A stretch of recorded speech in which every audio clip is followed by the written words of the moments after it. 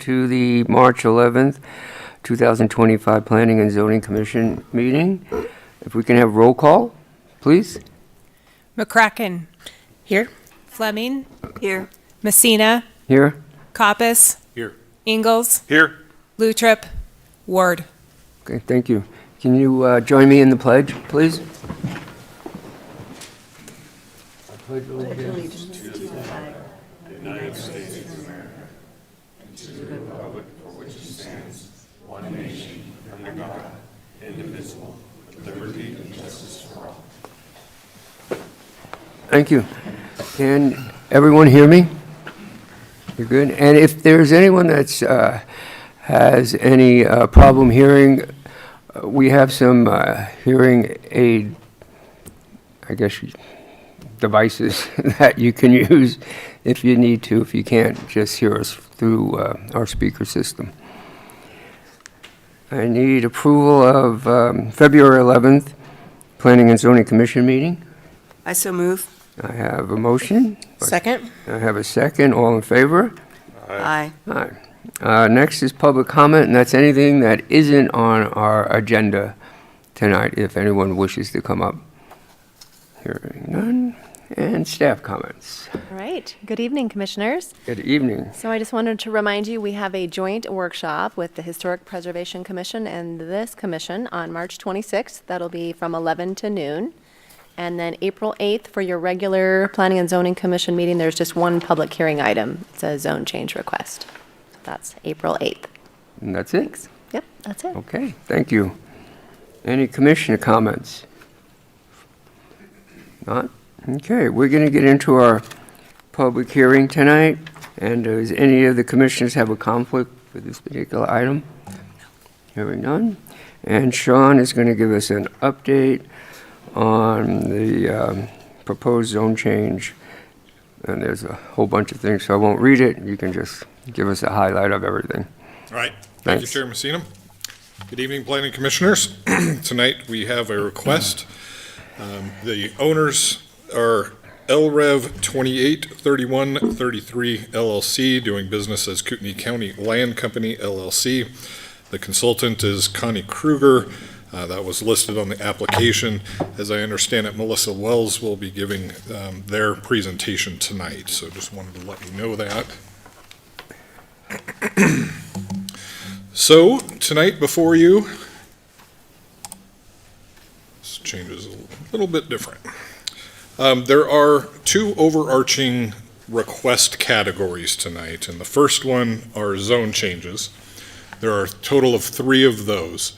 The applicant is requesting an approximate 14-acre rezone from R17 to C17 to allow for commercial and residential mixed-use development in the northwest portion. Also an 824 request from R3 to C17L, which would accommodate a new well site, and then the well site that was unviable, which measures 0.517 of an acre, from C17L to R3, which would allow a single-family home there and is consistent with the zoning that is adjacent to that property. The other, or second overarching request, are 2 amendments to the annexation and development agreement. One is to provide greater flexibility for land use types in the project, and I guess is the best way to put that, like form development, so to allow the zoning, underlying zoning, to dictate what is allowed in that area. And then second is to adjust sewer infrastructure connection timing. So the location here, this is the location. I'm pretty sure everyone in the building is fairly familiar with where this is at, since it has been annexed into the city of Coeur d'Alene. This is that location, and where city limits has been adjusted since the annexation. I-90 is to the south. Pole line does turn into Hanley, and then city limits is in green. Atlas Road is north-south located here. and all mailings and published in the paper, and property was posted according to legal requirements for the state of Idaho.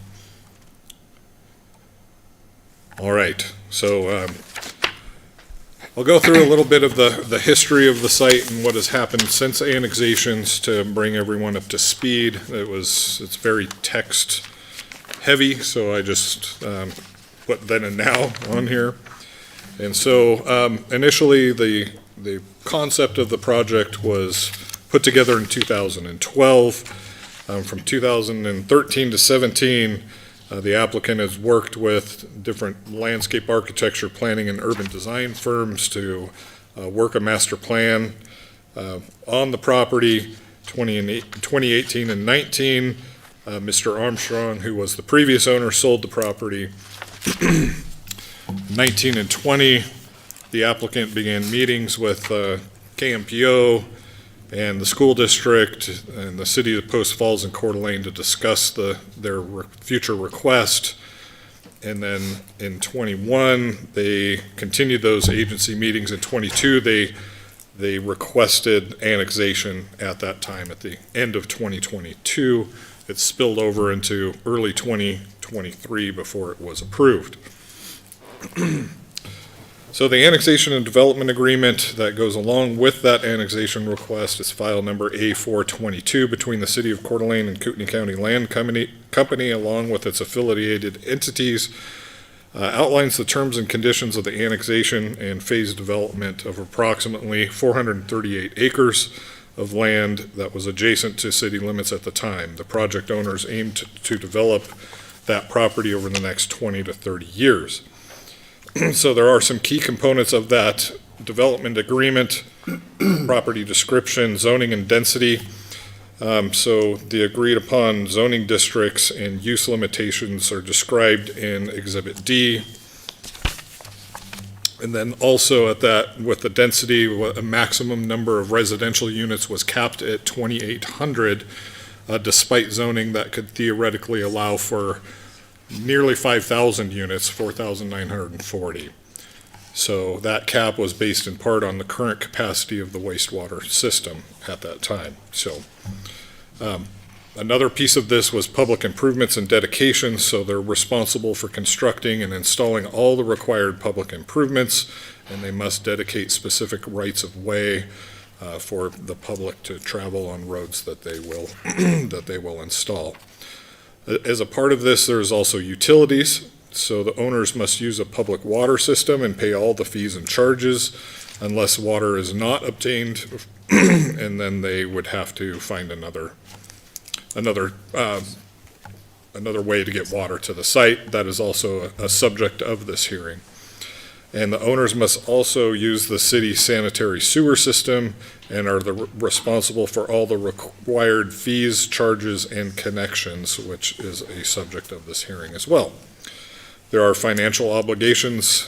They have paid into the city at this time, and with another installment, which would finish the installments for annexation by March 21st of 2025.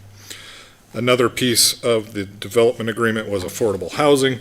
So the owners must reserve at least 5% of the owned real estate units and 5% of the residential units as affordable housing for a professional workforce that meets 80 to 130% of area median income. Along with this came 2 school sites, one of which has already been conveyed and purchased by School District 271, and at some point in the future there's another 10-acre site that would end up being, and this one, the MOU states that the developer would provide that free of charge in the future when development gets to the point it can support that.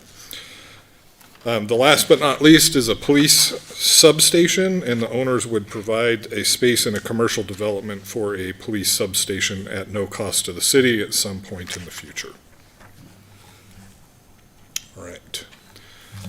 So actions following the 2023 annexation, there was a short plat that was done, and this represents that. It's full circle tracks. I don't know. why I'm not able to point, but it'll come in handy at some point.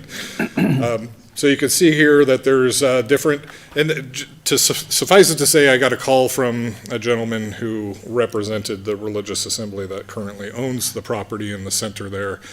This doesn't denote what the use is or future use will be, but rather that the ownership. So the school district has purchased the northeast corner, but not the far northeast corner, which is the water tower.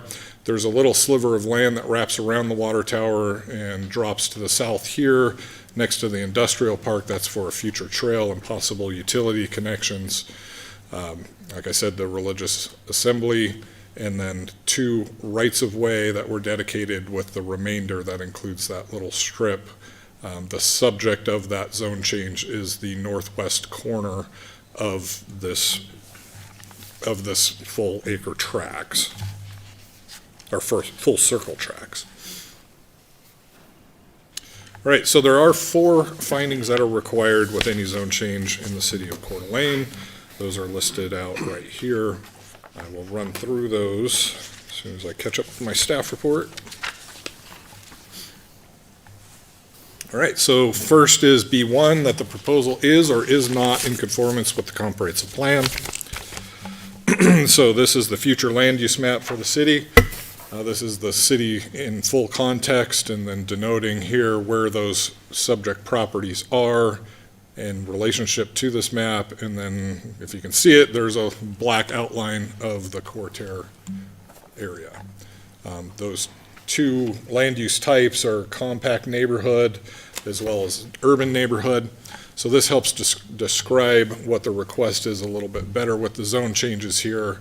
I've listed out what each one of those future land uses are as categories, and then showing here this was the old well site where it was not viable, and that would be moving to the north here into the urban neighborhood area of the future land use map for that relocated well site. And then this corner right here is the request for C17, which also falls in the urban neighborhood portion of that map. Right, so place types, this is a description of what place types are. They represent form of future development, and they also provide policy level guidance to inform the development of ordinances over time. And then the description of what a compact neighborhood, and then compatible zoning, as well as urban neighborhood, and then what those compatible zones are. Hey, Sean, I'm sorry. Can you go back to place types? Sure. The map or just the, Just the discussion on just setting a baseline understanding, because I think it's going to potentially be a topic tonight. I just want to make sure I understand place types, how you define it. So sure. Next slide. Excuse me, Mark, can you hear Mark out there? Because I don't know if that microphone. Got it, Okay. On there. Okay. Thanks. okay. And very wise of you to bring that up. And it may come up that their request doesn't match what those underlying Exactly. place types are for C17. When this was initially annexed into the city, that same topic came up, both at Planning Commission and Council, and staff said that it's guidance, it's not an ordinance, the comprehensive plan, and that they had one of 2 paths that they could choose. They could ignore the guidance of the comprehensive plan and annex in with the desired zoning that they were asking for, or they could ask for the applicant to petition to change the land use map to match what their request was. And so they ended up passing it the way that the map exists. Okay. Thank you. Does that help? It does. Okay. All right. So the next section here are the transportation networks in the city of Coeur d'Alene. The subject property is over here. I had a really hard time trying to fit in where exactly those were without falling off the page or overlapping the other map. So you can see that where those the planned bicycle network is. This is a touch out of dates because since these were produced, the applicant has extended Hanley, the east-west Hanley to pole line where Hutter intersection is at. as well as paths on either side. I believe they're a 10-foot. Don't quote me on that, but they can describe that further. But there's detached paths on either side of that roadway. So the existing and planned walking network, so subject property is here and where those currently exist. And then the existing transit network, which shows where CityLink moves throughout the city. I'm going to need a mouse pointer at some point. All right, so next are the policy, goals, and objectives of the comprehensive plan. And so it's divided into 6 different categories. Staff curates the ones that we feel are most appropriate on both sides of the aisle. There's a full list in your packet of all of them, so you can choose them as you wish when you make your findings. Suffice to say, the first one's community and identity. I'll just talk about the goals and not read the objectives to save a little bit of time. This is all in the staff report. So goal CI1 is Coeur d'Alene citizens are well-informed, responsive, and involved in community discussions. I always like to take a second and thank everybody that is in the audience for coming out tonight. It shows that they are interested in their community and willing to participate, which is always good to see. Goal 2 is maintain a high quality of life for residents and businesses that make Coeur d'Alene a great place to live and visit. And Goal 3, that Coeur d'Alene will strive to be livable for median and below income levels, including young family, working class, low income, and fixed income households. Next is growth and development. Same thing, I'll read the goals. So goal 1 is to develop a mix of land uses throughout the city that balance housing and employment while preserving the qualities that make Coeur d'Alene a great place to live. And goal 2, ensure appropriate high-quality infrastructure to accommodate community needs and future growth. Health and safety, continue to provide an exceptional police, fire, and emergency services. That's related to the future substation, and goals for jobs and economy is retain, grow, and attract businesses, which is a component of this request since they are seeking for commercial zoning. All right, so the next finding, which is finding B2, is that public facilities and utilities are or are not available and adequate for the proposed use. So staff always reaches out to all of our departments that have a part in this, and stormwater, streets and engineering, water, fire, and the wastewater departments all reviewed the application request, provided comments. Each department has indicated that there's adequate public facilities and public utilities available to serve the zone change request, subject to the developer providing the required improvements per the development agreement. Right, so the next finding is B3, that the physical characteristics of the site do or do not make it suitable for the request at this time. Let me catch up a bit here.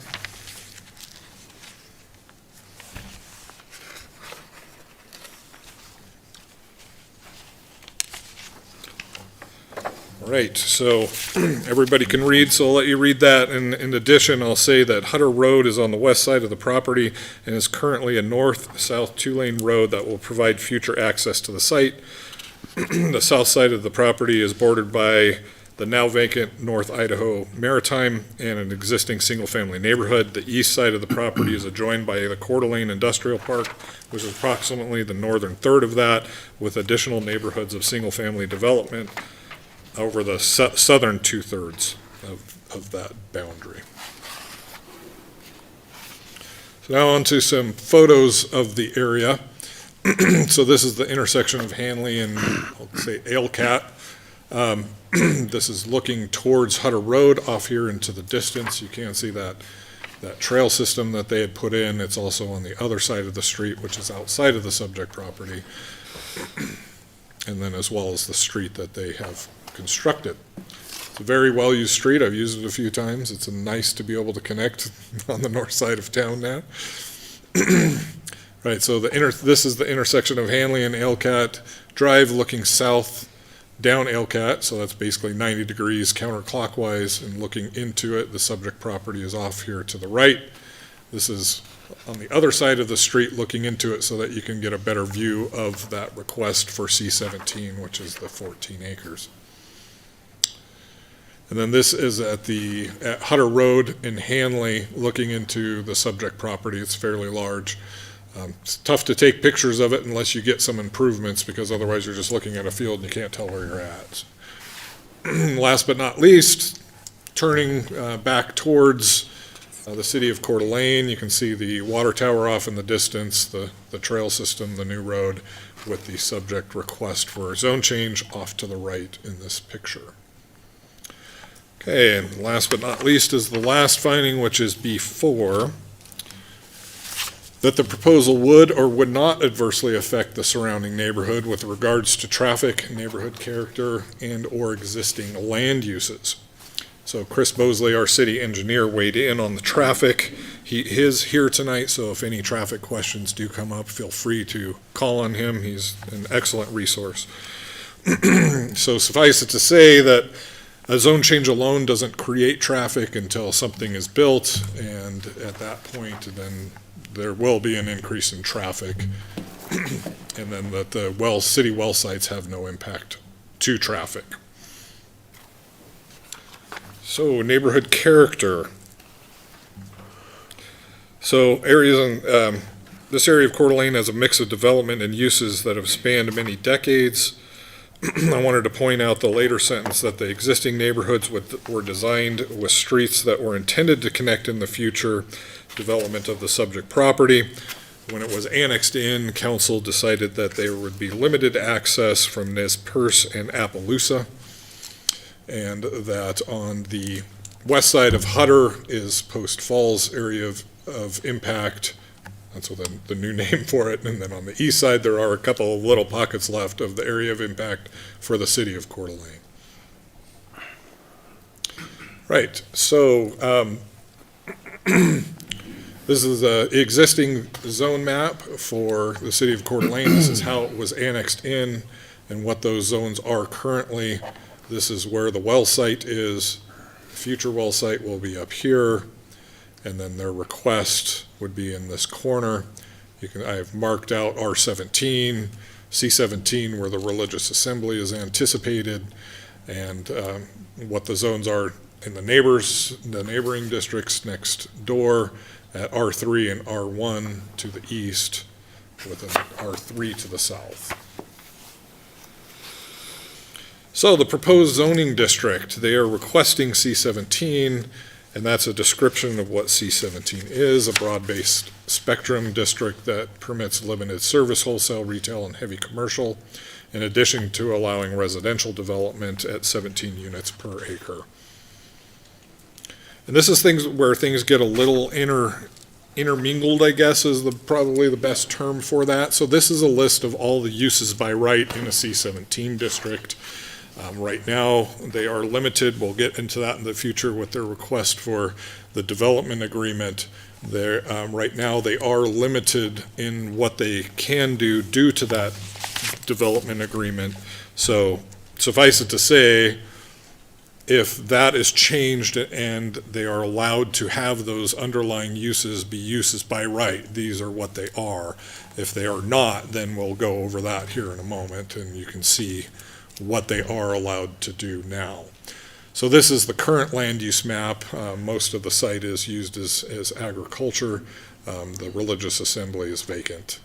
Next door are single-family detached homes, as well as some commercial uses, civic uses in the industrial park. So when I was putting this together, I was thinking, do I stop now and have Planning Commission attempt to make those findings at this point, or do I wait till the end? It's probably best if I go through my full spiel here and give everything out. These are the requests that you would need to make findings for. I have put them at the end as well. I just wanted to make you aware that we are now switching gears a little bit, and we'll talk about the development agreement amendments. So this is that other overarching piece that goes along with the zone changes. There are two requests with this. One is for land use and building form determination, so allow for a change so that they can build a wider array of of different types of units, as well as also allowing different types of uses that the underlying zoning district would allow by right. The other piece of that is sewer infrastructure timing, which would align the wastewater improvements with actual demand subject to the city's utility department, rather than adhering to a fixed schedule, which is what is currently in the development agreement. Mike Anderson, the wastewater superintendent, is here. He can answer those questions much better than I can. So if you have any questions about wastewater, he is at your disposal. So first is the land use and building form determination. And everyone's head is going to start to tilt here because this is the original Exhibit E. This is the subject matter tonight.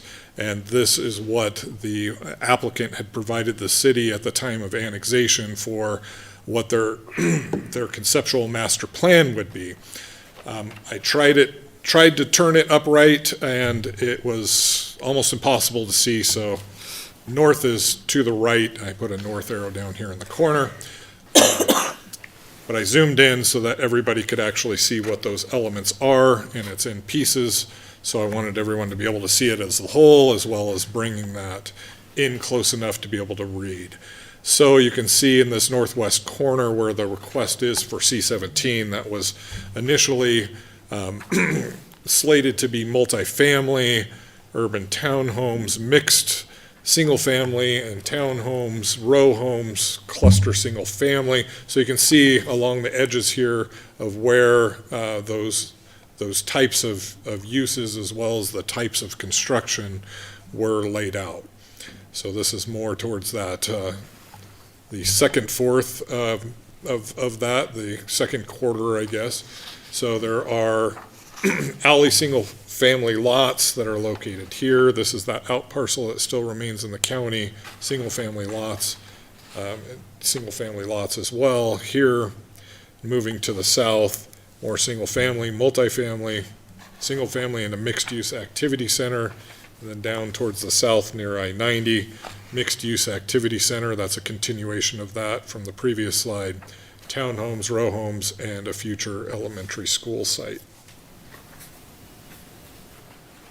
All right, so switching gears here and talking about what is proposed, the applicant provided me this here. This is the proposed Exhibit E. There's 2 pages of that, what is currently exists as far as zoning, and then what is proposed, so that you can see the well site is sorry, I wish I had a pointer. So the well site moves to the north, and then in that northwest corner is where the C-17 is. The density details are laid out here. Suffice it to say that the density doesn't change. So that is, I guess, a non-starter in this case.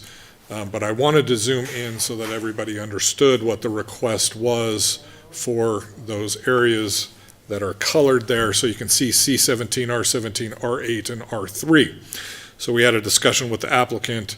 There may be other future types of development, such as the missing middle, or twin homes or something like that isn't contemplated currently in our code, and we let them know if they structured this such that to include those into the future, as long as this is granted, that to define those as residential rather than listing out single family, multifamily, those all fall under a residential category. So that's what this does, is it takes each one of the zones and breaks it down into their categories. So C-17 as residential, civic, sales, service, and then accessory uses. Each one of those zones lists out what those underlying uses that they seek are. There is a note down here as well that they reserve the right to apply for PUDs and other special uses into the future. And I'll take a moment here. I think there's been some misunderstanding by the community. I've fielded a number of phone calls and emails where there was, and I think there was a thought there that somehow the applicant was asking that staff would have the ability to grant zone changes, subdivisions, PUDs, and special use permits into the future without going through the public hearing process. That is not the case. Staff does not have that ability, even if the applicant was asking for that. We cannot do that legally. So I wanted to clear the air and make it known right now that any of those future types of requests would be required to come through the public hearing process. Can I double tap on that? Sure. 'Cause, to be clear, you're not just talking about zone changes, you're talking about interpreting place types as well? So actually, let me You got it. understand what I think I heard Yeah. you say. Yeah. So I think what you're asking is, does staff have the ability to take a different use type that may not be allowed in the underlying zone and say that that's okay? Is that what I heard? Maybe. Give me 1 second. I'm going to get right to the heart of it and make sure I got it right. Sure.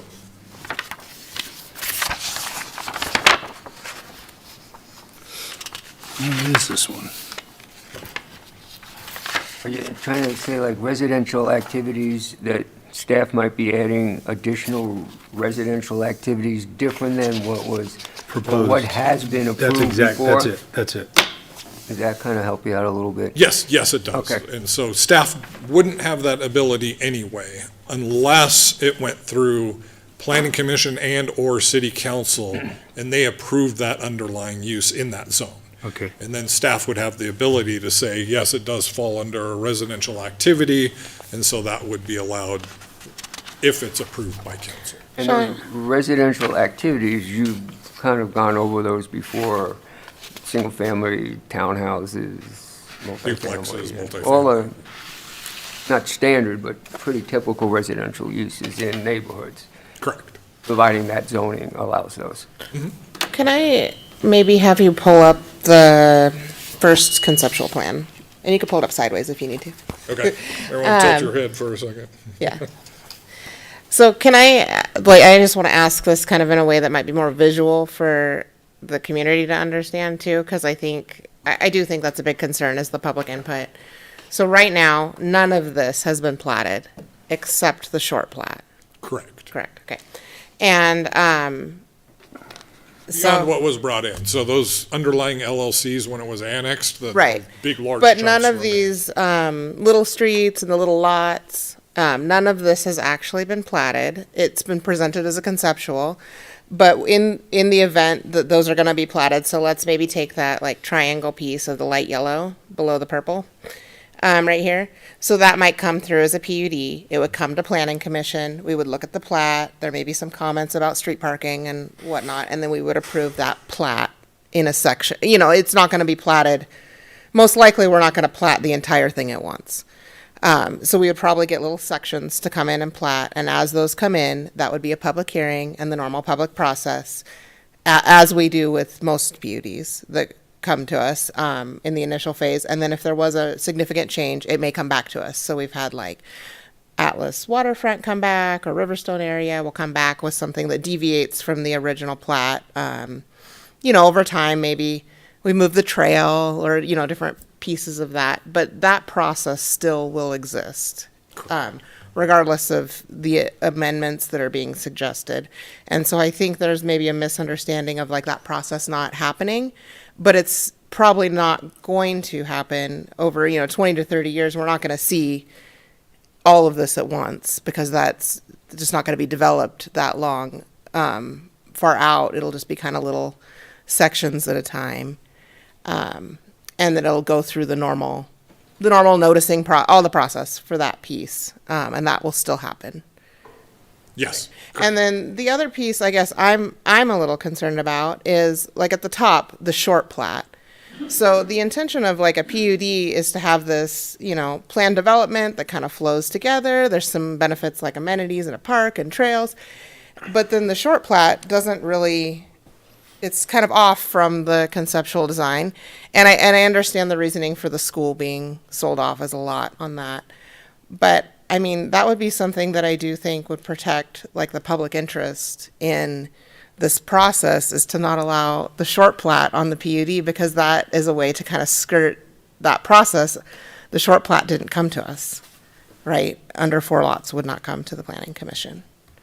Correct. So, Yes, it's an I mean, administrative process. and so what they're asking for, I guess my understanding is what they're asking for is some flexibility, like say if we're looking at that same yellow triangle on those bigger lots, maybe the little rectangle inside of there, sorry, I don't have a pointer, but if they wanted to put duplexes instead of single-family homes, but it still met the density, they would have that kind of flexibility, but they wouldn't be changing the plat from what we've approved. Is that how I understand their request for some flexibility? I think you're 99% of the way there. So Yeah. the plat would, and you'd mentioned this, the plat would need to be approved by planning commission. A PUD would be up to the applicant whether or not they asked for something like that. So a plat doesn't necessarily have to come with a PUD. That's only if they're trying to change a dimensional requirement such as height, setbacks, sometimes it's street width, parking requirements, those sorts of things. A PUD can allow flexibility for those, but it doesn't change the density. It doesn't change the density. Right.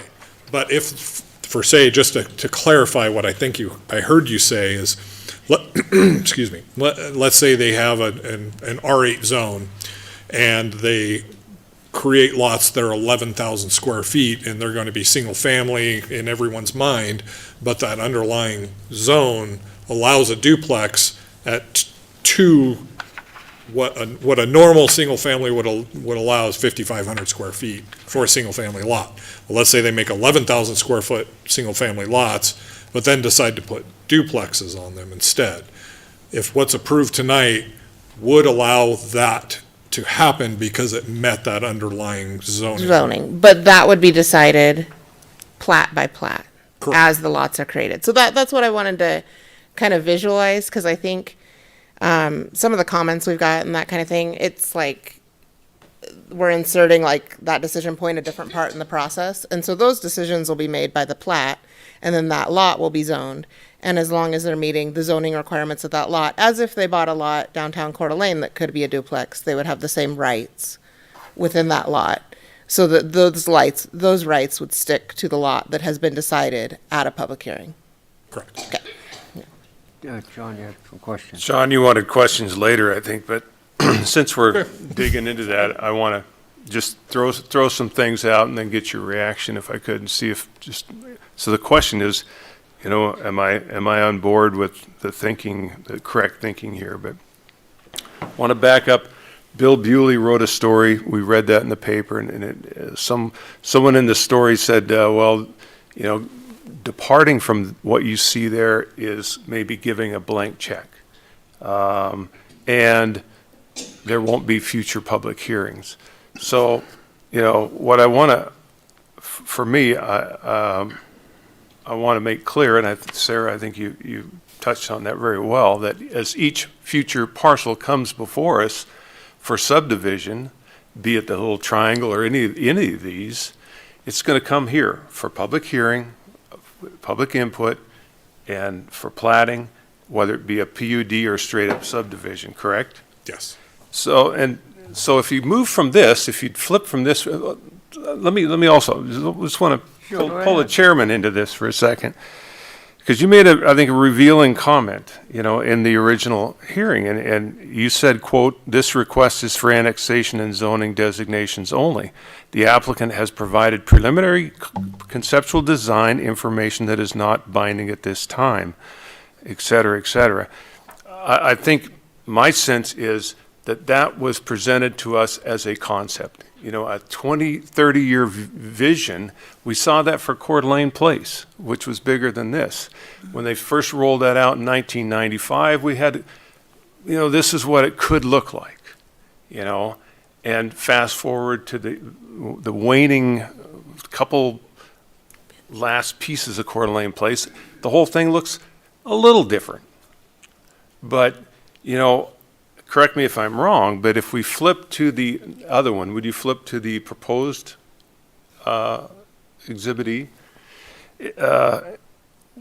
if approved, the one on the right, with the zone change saying, it still locks in the character. It locks in the zoning. It locks in the road networking. It locks in the zoning adjacencies. It lays out the neighborhood and civic use locations such as parks and schools and everything else. So little details of which way the little boxes go and the internal little streets might tweak a little, as we saw in Coeur d'Alene Place, the as-built versus their original vision of the place. But just as Coeur d'Alene Place hasn't deviated, I think, from the sense and character, little details have. So it's correct that we would still lock in the zoning, we would still lock in the transportation, those two key connection points, the locations of the parks and all that are still locked in, correct? So yes, and I was getting to that. So those underlying requirements for 2 north-south trails, the school sites, the major road north-south, the connections, those all remain. Still locked. Yes. So you'd mentioned something there, to correct me if I'm wrong. And so I want to make a distinct difference between Coeur d'Alene Place and this request. Is Coeur d'Alene Place came through as a planned unit development. And so with that were all of those underlying pieces for setbacks and shorter driveway lengths and, the concept plan that has come through over time. They still do need to have those approvals for those, like where I think we're up to Coeur d'Alene Place 38th edition now. So it has taken very similar amount of time to what the applicant expects to build out, but there was another level of control there where a PUD does require a master conceptual plan like there was here. So the applicant right now is asking to be relieved of not necessarily the plan concept in its whole, like some of those underlying elements still remain, but with their request comes a lot more flexibility with the zoning. And so those major connections, the north-south trails, all of those things would remain as they're written in the development agreement as they are now. But those zones would allow for more flexibility in that use. And we're certainly, again, to nail down that point, we're going to see each of those big blocks as you see, whether it's the yellow triangle or any of the other ones, they're going to come here again for Yes. public hearing, correct? Yes. Thank you. Yes. Go ahead, Lynn. And the commitment to not exceed the fixed number of units will be audited and maintained throughout that process. Yes. We're not going to see a creep that goes up and blows that out of the water. And that figures, I think you mentioned 2,800?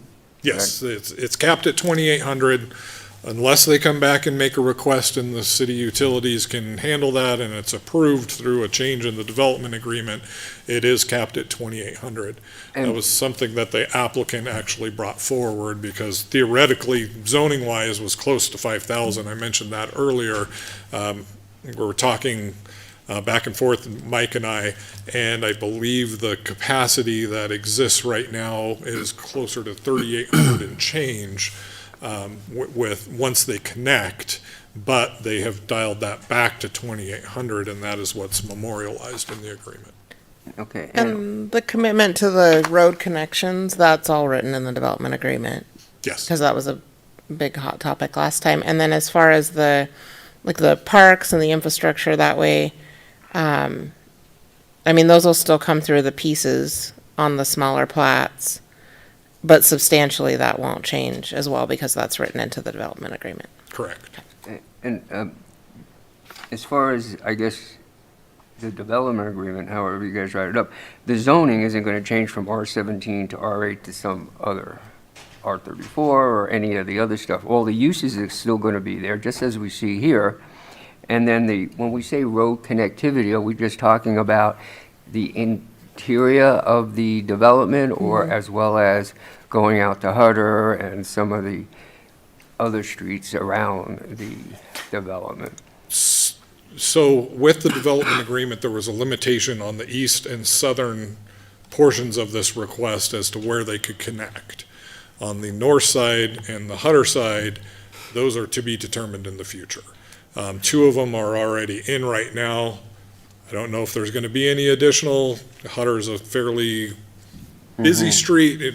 I can refer you to Chris and see if he would allow any more connections. I'm assuming there may be one more for the school, but that depends if the one that they put in already services that future need.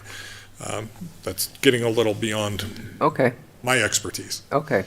I just want to clarify what we meant by Sure. connectivity for roads. I got one more, and then I think you'll be done, at least with this part. After everything that just occurred, this whole discussion about the process, the administration and the implementation of developing a site, if I were sitting in the audience, I would be wondering, it sounds like you're doing everything that you normally do. Why does there have to be wording about flexibility associated with allowing things to be done that are being asked for, that are already part of the process anyways, and they're going to have to come before a panel, the commission? Right. So rewind back a couple of years to 2022, 2023, very contentious hearings. You know, there were extensions and changes to the request and updates to the plans and, you know, feedback from council and things of that nature. And so the development agreement tied down their ability to do certain things, and that's what we showed here with the current Exhibit E. And so they're asking, I guess, to be unshackled from that. Initial concept of design. Correct. So flexibility from that, not flexibility from the administrative process that has been laid out in terms of anything that happens is going to happen in a public forum. It's going to come before the commission, and the public's going to have a chance to see the plan changes and weigh in. 100%. Thank you. So, go I ahead, guess, Sarah. yeah, and I don't disagree with a little bit of flexibility as long as it follows the normal process. I mean, I don't think it would be unreasonable to ask for another additional item on the development agreement to not allow short platting, because that entirely bypasses the process. And so I think that would protect, I mean, in compromise for some flexibility, like, we take out a way that you can do it without coming to the public. I mean, I think that would be a reasonable ask. Okay, you can absolutely, if somebody decides to make that motion and you add that, we'll bring that forward to council. And my question too is, if, for instance, I'm looking at the amended Exhibit E, just for hypothetical, if they wanted to take the C-17 and move it into the R-8 and move the R-8 to C-17, move things around, that would all have to come back to us. So they just can't blanketly go in there and say, I'm doing this or doing that. There is a process, I think, that most of these commissioners are concerned about, that, as I said before, the original Exhibit E with all the house types on there was best-case scenario. And then now, if they want to change anything, it's going to go through a process, like the other commissioner said. So whenever the first chunk comes back to us, that's fine. This is because of the changes that are occurring, the water tower changing, the sewer lines, and a few of the C-17s being bought by other entities and moving that around. That's why we're here right now. Correct. Okay. And just to comment to Commissioner McCracken's comment about, you know, bypassing the process. There wasn't a bypass of the process. It's a different process, but they still went through the process. Yeah. And it limits it to a maximum of 4 lots or tracks. So if there were tracks as well, the maximum is 4. There's also a stipulation in there, and Randy, please correct me if I'm wrong, that you cannot short plat a short plat for 5 years.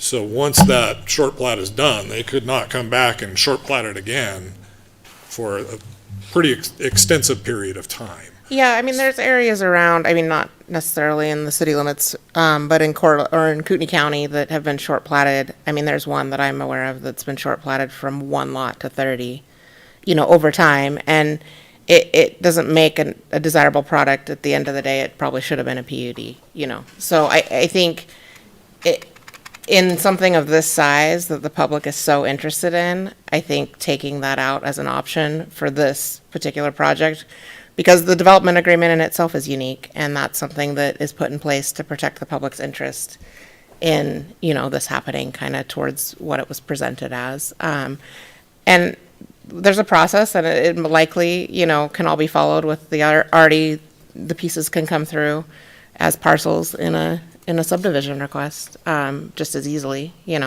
and be out in the open. So, yeah. And just to add on that, and when we make our findings regarding the development agreement, could we, because this is going to council after this, so we're making somewhat of a recommendation to council.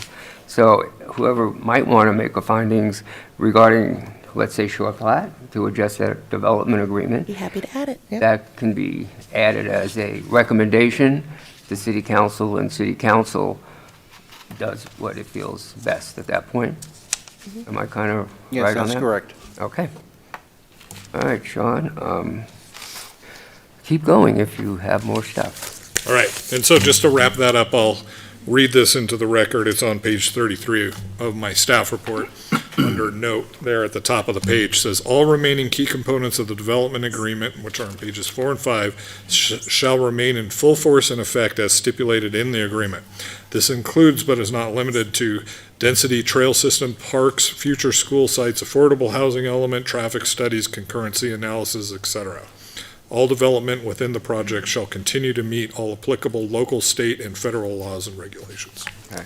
So we'll wrap it And up. Sean, regarding to that, any changes, it's all going to be the same process. Mailings go out, public gets notified, public can speak on those particular items when it comes to either back to us, and/or they can go to city council as well when that goes to city council.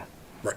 Okay, All right. Thank you. that's it. Thanks, Sean. Okay, so last but not least is the sewer infrastructure timing. This is part of the development agreement amendment, or align required wastewater improvements with actual demand as determined by the city's utility department rather than adhering to a fixed schedule. And so this is the proposed wastewater language. They are adding to the agreement, not changing what already exists. So what they are requesting here, and Mike Anderson can answer the questions with, like I said, much better than I can, but notwithstanding any other provision or requirement hereunder with respect to the timing of the sewer infrastructure improvements required of the owners, the city wastewater department in its sole discretion may delay the timing of said required improvements, and any such approved delay shall not affect or negate the owner's right to issuance of any approval hereunder approved, or provided that all requirements of the agreement are otherwise satisfied. So what this does is provide the ability for the wastewater department to determine when those connections are made rather than a specific point in time to say, you must connect on X date. And that is also under this second piece, which is the authorized sewer improvement modifications, which is notwithstanding any other provision or requirement hereunder, should the city wastewater department and owner mutually agree in writing, then the scope or nature of the sewer improvements required of the owner hereunder may be modified without the need for an amendment to this agreement. So I did reach out to Mike Anderson. He provided me a comment here, which is on the screen, of when the original agreement conditions were established, the wastewater department incorporated language that at the time appeared to best protect our infrastructure. However, the development has progressed, has become clear that modifications are necessary. The requested changes to the timing and scope of the wastewater infrastructure upgrades are critical to ensuring the best outcomes for both the developer and the wastewater department. So that should hopefully clearly state what that request is for.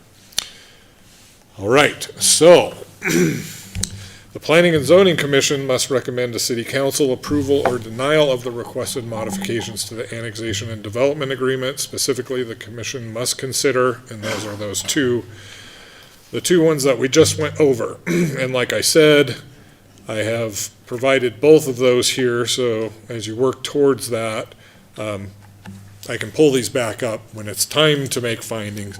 But at this point, if you have questions, I'll be willing to answer them. That concludes my staff report.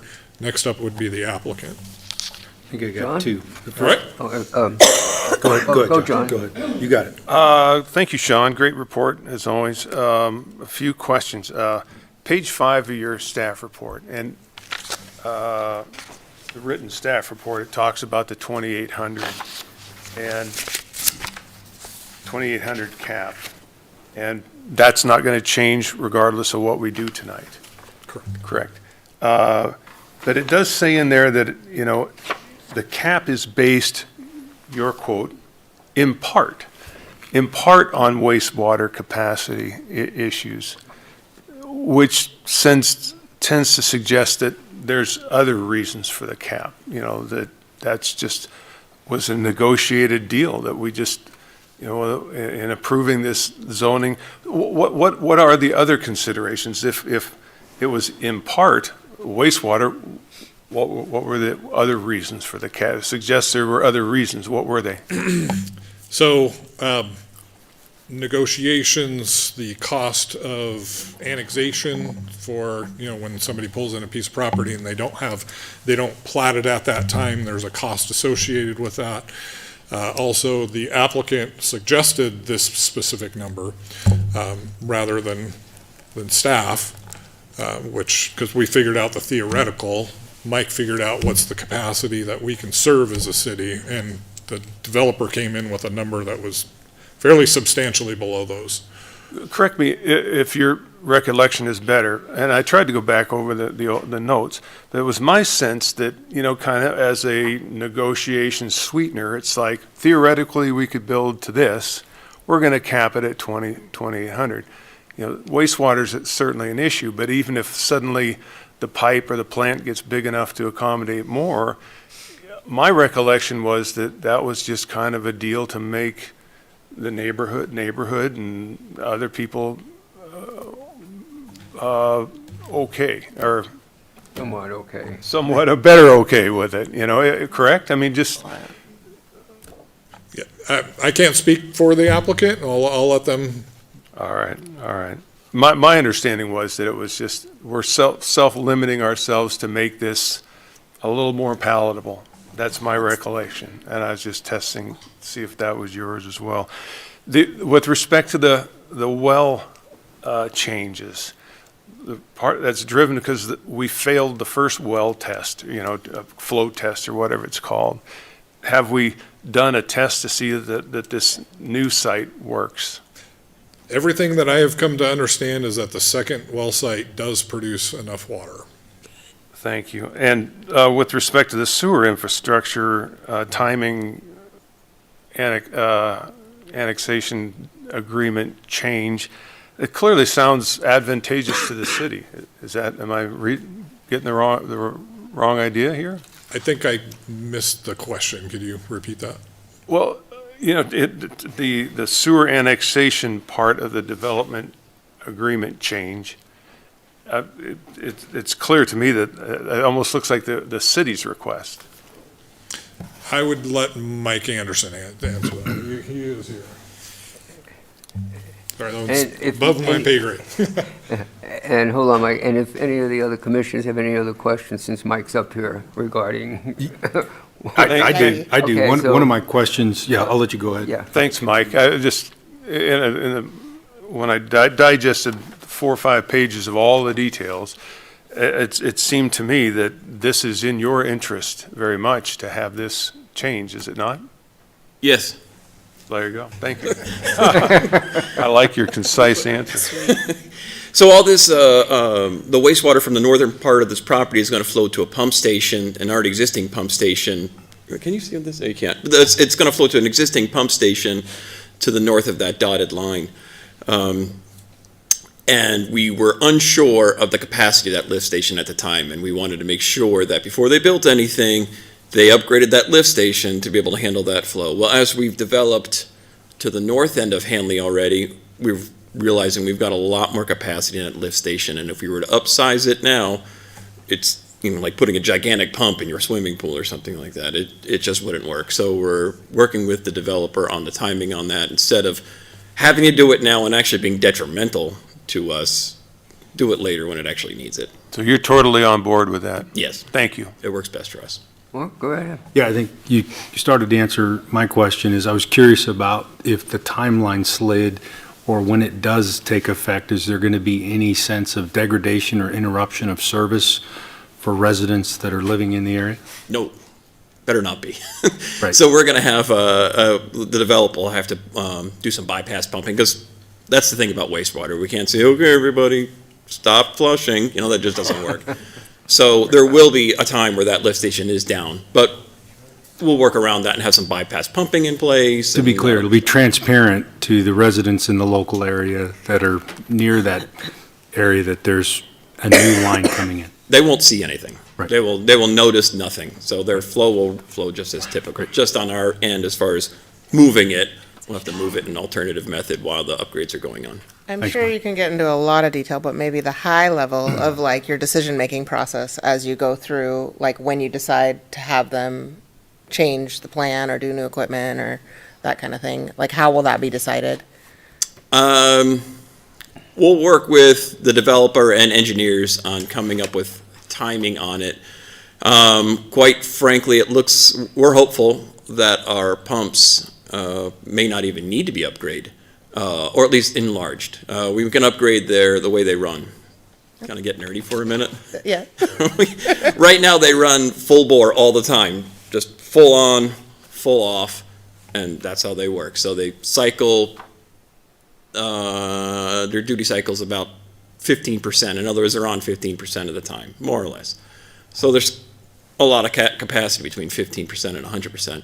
So what we're going to work with is probably running it smarter, and that is installing VFDs, they're called. So instead of running 100%, it runs at 70% or 60%, something less than, so that it doesn't cycle on and off all the time, and it's just better on the equipment. And then you'll have a buffer for like when to have some lead time for, Yeah, all that. obviously, yeah, especially these days, it Yeah. takes a while to get equipment. Okay. Thank you. Thank you. Thank you. Right, thanks, Mike. At this point, since we're talking to city staff, you have any questions of Chris, since he's sitting here? Yeah. Chris must will come up. Chris, thanks for being here tonight. I think that saw a few different, and these are common threads whenever we talk about development concerns within the local area for traffic flow, and potentially some environmental concerns for drainage. So if I could get you to talk specifically on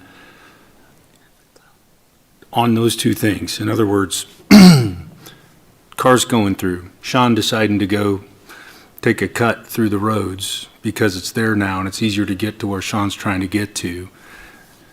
Yeah, there's a car where there was no car before, but the car's transit is done so in a manner that the city has developed a plan, turn signals, turn lanes, throughput, that's going to allow traffic to move on those streets safely.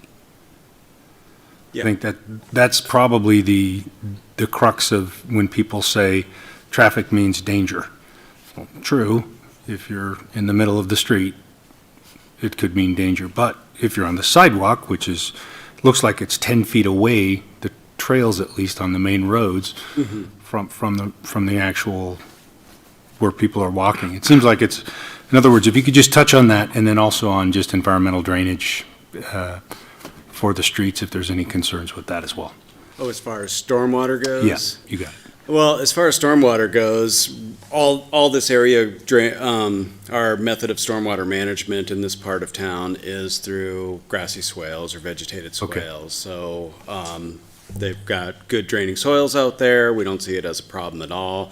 It won't be piped to the lake or the river, so really no environmental concern there. As far as the roads go, I mean, that's going to be based on each phase of the development. We definitely have our city standards they'll have to adhere to, and we'll be reviewing each of those as it goes. The developer is required to do a traffic study at each phase of development and look at what mitigations might be necessary because of that increase in traffic. It's going to be a while before we make connections, I believe, down into the existing subdivisions. So that'll be a little different public hearing, I imagine, but Got it. Thank you. not sure if I'm answering your question. No, you are. I think there's just one more, and Hillary, it may be more in your lane. It has to do with impacts associated with growth and new housing, and then we've got a police officer in the back. At some point, he can only be here. So if there's more places he needs to be, it means through the building of these new homes and more population, we need to add manpower to the police force or the fire department. And so in that case, I don't know if it's through you, Chris, or Hillary, it's through you, just the impacts associated with this for people in the local community to make sure they understand there's actually a burden that's being placed on the owner through the owners that are going to own the houses for showing up and living in that new area.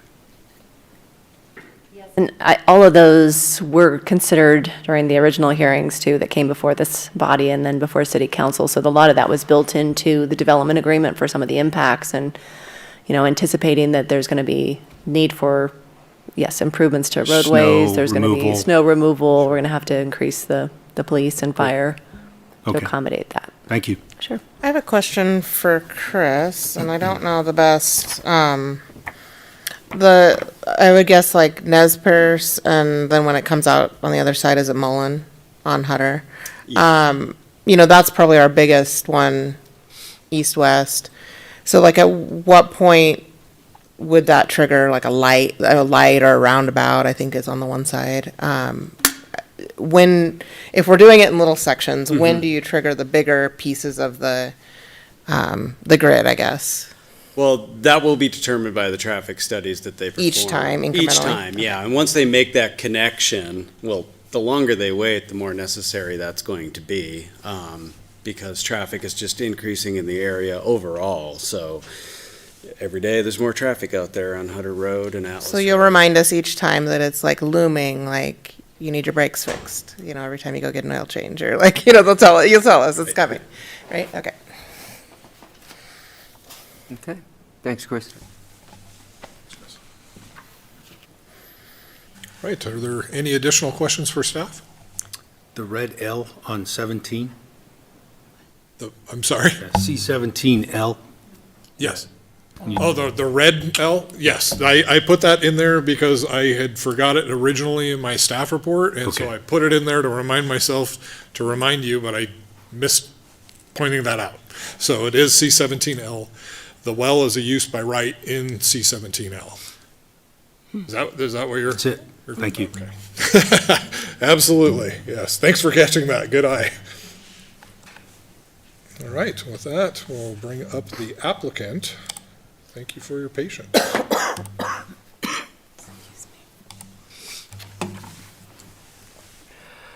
Okay, can I get the sign-up sheets? Are there any sign- So we'll grab those for you. All right, thanks. And I don't know how many people want to testify. Let me see how many people do want to. I might just do a mass swearing in. If there's quite a few. Yeah, it looks like there's a few. Sorry, I'm not talking. I just don't have a voice. It's okay. You're Vanna, man. That's you. You're going to be going Yeah, it'll like be this. fine. You're doing it.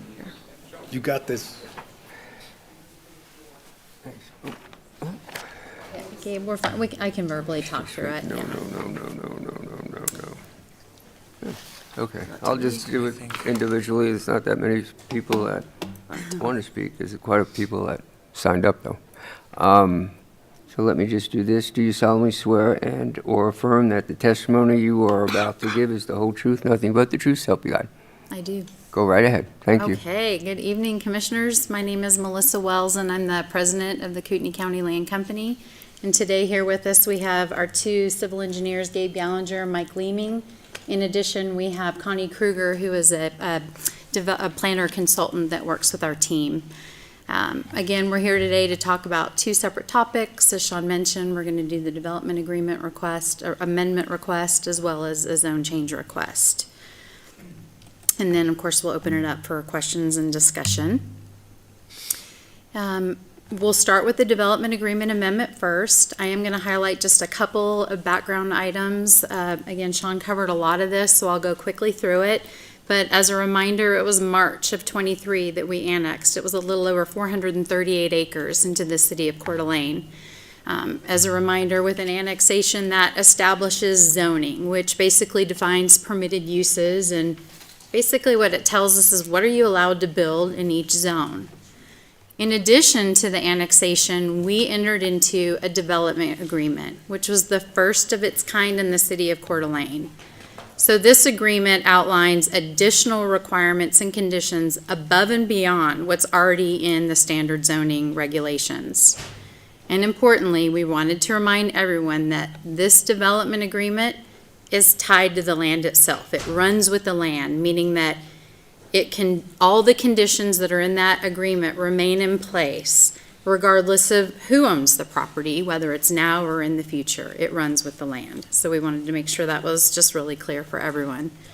And then also, as we've alluded to several times this evening, we wanted to remind everyone that one of the key components of our annexation or approval is that we did agree to a maximum density limit of 2,800 units, 2,800 residential units across this entire site. So whether the development includes single-family homes, multifamily, for sale, for rent, the cap remains the same. So we just wanted to point that out. So let's fast forward. 2 years has gone by, and why are we here today? Why are we requesting this amendment? So we wanted to give you an example of what we've recently done. A few months ago, our development team requested just a pre-application meeting with city staff to discuss our first project. We wanted to do a PUD application. And in our proposal, all of the product types aligned with the zones that had been approved from our zoning and annexation development. But staff was a little bit concerned because there's language in the development agreement that said general consistency with the concept exhibit. Again, our proposal, all the product types were allowed, but the exact placement or the exact type and locations didn't exactly match a concept, okay? So when we walked through the proposal, understandably, staff was a little concerned with, well, gosh, how are we supposed to interpret what general consistency means? So as a result of that, we were not able to submit our PUD application. So we have a picture of the exhibit here, which Sean showed earlier, and the top, the header, I think was just clipped off on the other version because it's so big. But, we felt it was abundantly clear that it's a generally adhered to design. It's a concept. It's a conceptual plan. So, in other words, it's a vision rather than a fixed blueprint. It's just illustrating one possible approach to development. That's inherently what a concept plan is. But with that said, we understand the predicament, and we don't want anyone to have a confusion on clarity. And we have a great relationship with the city, and we all just said, let's get together and let's talk about this. So we wanted to follow proper process. We had our attorney, the city's attorney, staff, and we said, great. We think the best path forward is why don't you guys come forward and propose an amendment to the development agreement. And in this amendment, we're basically going to better align the allowed uses with the zoning regulations. So that way we can submit our applications. So returning back to our example from the pre-application meeting, one of the product types that we were going to propose was an apartment building that would be just a little bit south of the school site. So again, apartment buildings are permitted within this zone. It was the R17 zone in this case. In fact, we even showed it in the conceptual plan. Just on our plan, it was in a different location. So without this type of an amendment, we wouldn't be able to submit our application. This amendment does allow us to submit the application for, as Sean mentioned, just for the product types that are allowed per code in each zone.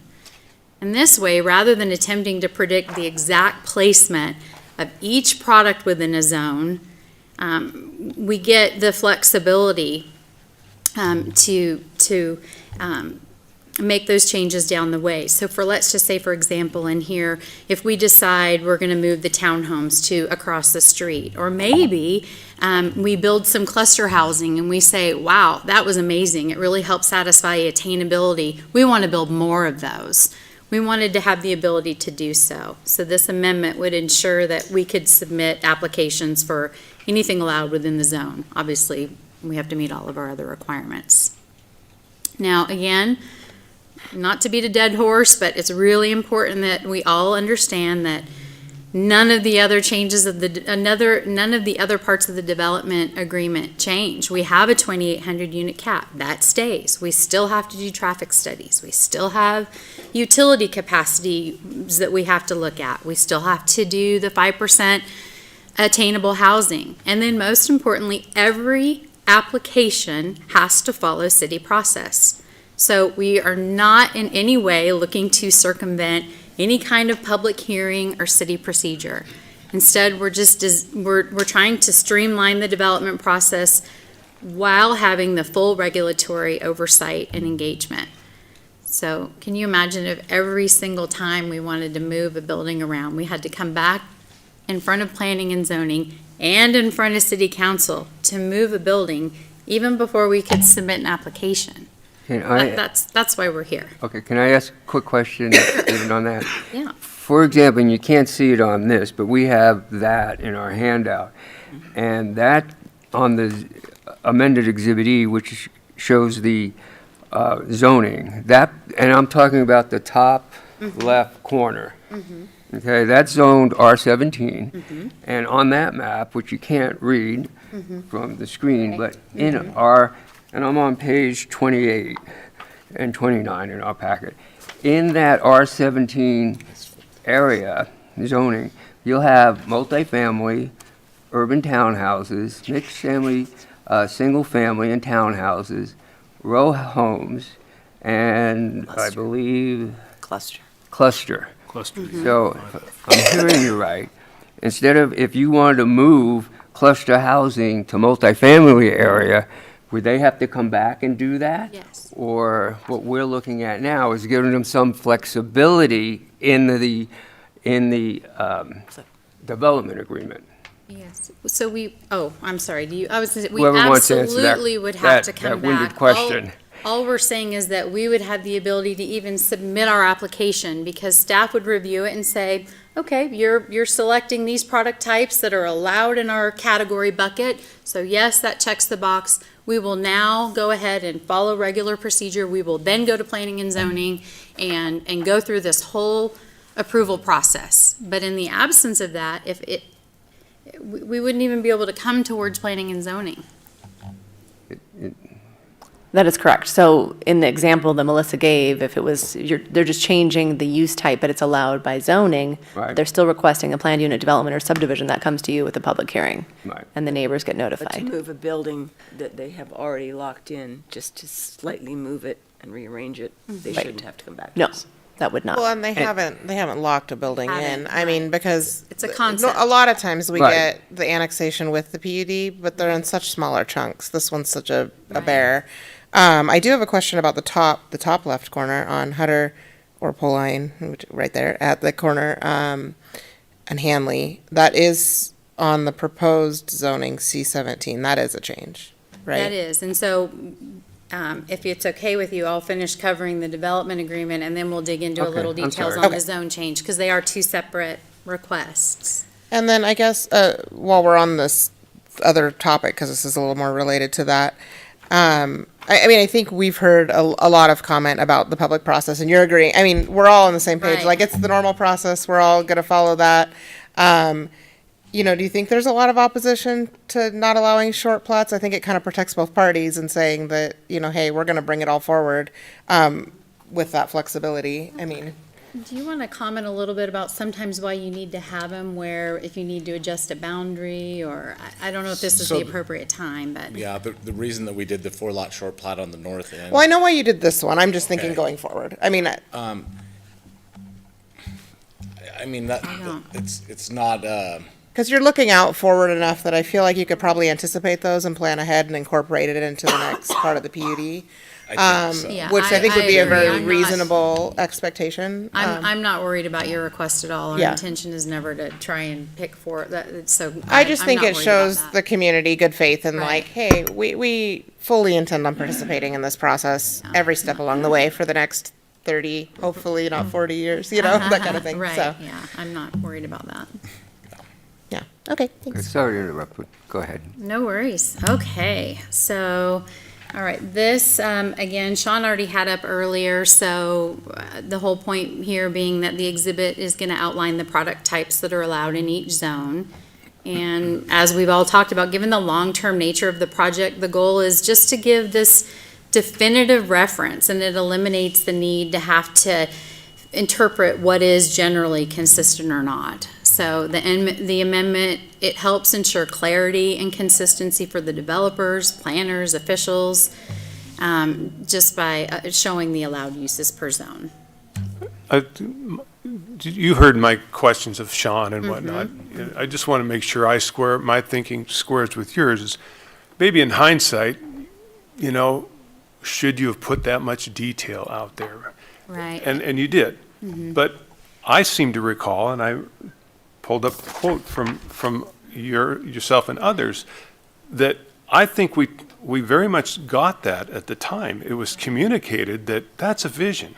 Correct. To think that 30 years from now, every little teeny box is going to be in exactly that spot, that's a Right. final plat. It is not even a preliminary plat. It's a concept, you know, so to take that as a lock, I don't see how you could possibly. So Right. it's still, if we leap to the, call it the dumbed down one, if you will. Correct. The things that I think really, really matter, where those key street connections are, Right. where the civic uses are, where the trails go, none of the zoning has changed. And so within each of those boxes, it's going to come forward as a PUD and/or subdivision, correct? You're absolutely correct. Thank you. And the unit count. Is And the still- unit And the count. unit count. Yes. I mean, those have all been locked in the development agreement. I mean, Correct. yeah. So this is hardly a blank check. It is not at all a blank check. So. Continue, sorry again. Okay, the next slide that we have up here, we wanted to just include, it's Exhibit E1, and it's basically to just put everyone's mind at ease, so it's abundantly clear that we're still committed and required to do this transportation network, the parks, the pathways, everything, because this is all outlined in our development agreement. And again, this is a perfect example for me to remind everyone that every application must include a traffic study and obtain utility concurrency with the water and the sewer department. So I know there's some confusion out there, but anyway, so every application must do all of those items. And then at that point in time, the requirements will be reviewed in the city hearings, which again are open to the public where everyone can participate. All right, so we talked about the first part of the development amendment agreement. This is the second part, which we've already talked with the wastewater department, but as we discussed in the current agreement, we were required to complete specific wastewater improvements prior to our first development project that connected to the city sewer system. After further review, as we heard tonight, the wastewater department determined that there's existing system flows and they're lower than we originally anticipated. And so as a result, the city would like the flexibility to delay the timing, and then they may decide they want to adjust the scope of the required improvements. So with this amendment, all we're saying is that yes, the city can, at their disposal, they can decide to make timing adjustments as they see fit. And then it also allows them to make scope changes that we can then visit about and ensure they're mutually agreeable. But we needed to modify the development agreement just to even allow them to delay or make a change. Similar to the exhibit, it was probably a little bit too specific up front. The next slide is just simply a capture of what you have in your report that shows the language of the amendment for pertaining to the wastewater. So relative to the development agreement, again, there's two key parts. One, we want to be able to submit applications for all product types that are allowed within a designated zone, again, still adhering to the density caps and all of our conditions that will go through city process and public hearings. And then secondly, we want to allow the wastewater department to control the timing of infrastructure improvements and/or request or give them the ability to work with us on scope changes. As part of an amendment, there's a couple key questions that we should look at for criteria. Is it necessary and reasonable? And we say yes. The exhibit clarifications and the wastewater changes, they allow for realistic and timely implementation of the annexation and development agreement and allow us to move forward for the duration of our project without modifying the framework of the master plan development. The second one, are the amendments in the public interest? And again, we feel very strongly yes. The proposed changes are going to facilitate timely and predictable introduction of allowed product types within the community. The amendment also benefits the broader community where certain land uses, they may be more challenging to accommodate for infill. And then with regard to the infrastructure, this proposal maintains that the timing, installation, and the funding of the infrastructure can be addressed while still making sure that we're guiding this by actual demand and that the city wastewater department is driving this decision. So the next, okay, so now we'll go on to, that was the development agreement, and now we're going to talk about the proposed zone change requests. Sean showed this similar slide here. First, we're requesting some additional C-17 zoning. We're talking about 14 acres that will be in the northwest corner of the property. And then next, again, with the city's direction, we're requesting to move the location of the well site. So we'll jump to the next slide, which shows the location. So on the left-hand side of the screen, you have the existing zoning. On the right, the proposed. As far as the C-17 request goes, our intent is to allow just for expanded commercial uses. And people say, well, like, what are you talking about? I mean, a couple examples might mean, what if we have some retail or shops on the lower level and then have some residential units above? Maybe there's an ice cream shop, maybe there's a bakery, but that's commercial. And in the current R-17 zone, we wouldn't be able to do that. So we'd like to have that ability, and that's why we're requesting. Or maybe we want to put in a restaurant. Again, that's commercial. In the R-17 zone that we have today, all the residential uses allowed and the restrictions are the same in R-17 and C-17, so that remains the same. C-17 just simply adds the ability to have commercial uses. And so then some may say, well, why do you want commercial uses? Well, commercial is really important to a city. They play a really vital role in a city's growth and sustainability. They offer economic and social benefits, infrastructure benefits. For example, they attract businesses, they create jobs, generate tax revenue that helps fund things like schools, parks, emergency services. They provide residents easy access to essential goods and services and entertainment, which impacts and increases the quality of life. Revenue from commercial zones help fund roads, utilities, and public transportation, and they make cities more connected and efficient. And again, with job creation, just providing diverse employment opportunities from retail to hospitality to professional services. And then the lower arrows on the exhibit talk about the well site. So as part of our annexation, we agreed to donate a site to the city for the city well. And after the annexation, the city did some testing on the location and found that it was unsuitable. And so because of that, we need to actually request a zone change to take the old site and put it back to where it needed to be in the residential zoning, and then update the new site to reflect where the city has selected for their new well site. As you're aware, with requested zoning changes, and Sean covered a little bit of this, but we have to look at compatibility. So of course we looked, are our requests compatible with the comprehensive plan? As far as the C-17 goes, again, we already covered this, but yes, it is in fact part of one of the allowed or compatible uses within the urban neighborhood. And we just wanted to point that out, that we did, of course, review that. And then similarly, the same goes with the well site location. Yes, the city selected a site that's in a utility zone that supports this use. All right, so does the request meet the goals and objectives of the comprehensive plan?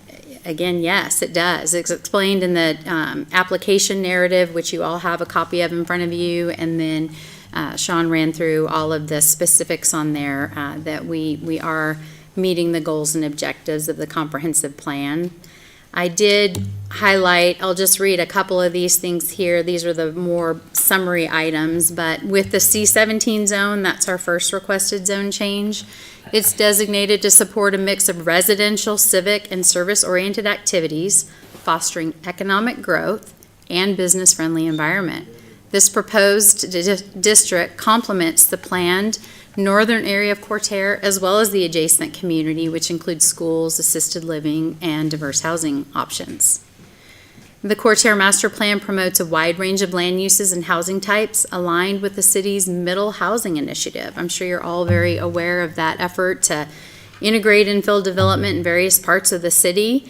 And the nature of this C17 district supports that goal by incorporating employment centers, businesses, public transportation, open spaces, and of course the bike and walking and bike trails. Strategically placing this C17 district at the intersection where we have of Hanley and Hutter, it aligns with the city's planning principles as this zoning type is encouraged along arterial roads. So the inclusion of sales and service businesses within this district will enhance the local identity by complementing the surrounding residential areas. And then additionally, the Coeur features an interconnected system of schools, trails, open spaces, and parks, which do support education, recreation, community programs, all of which enrich the quality of life of residents. This one's a little quicker. This is for the well site zone. The zone is designated for essential community services, including the development of a community well. It is a critical facility that must be placed in a location that has access to sufficient supply of high-quality groundwater. We know the new location does, in fact. Other considerations, of course, include topography, existing infrastructure, and economic feasibility. And overall, this zone district aligns with the city's selected well location.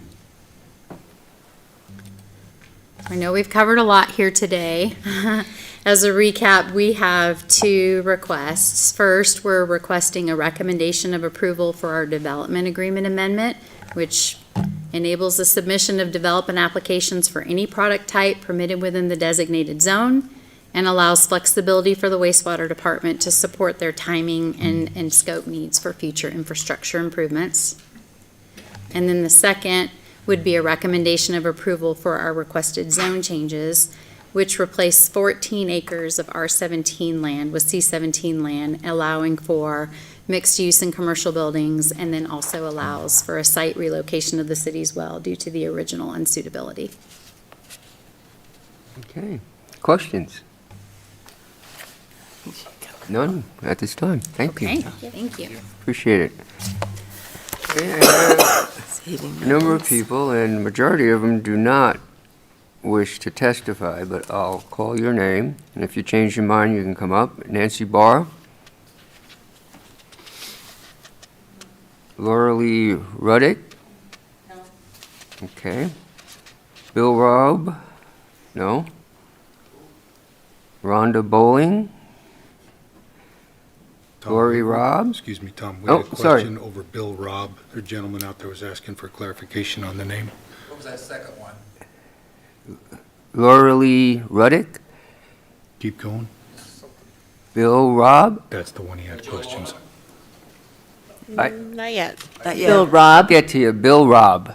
That's who it is right now. Okay. Bowie.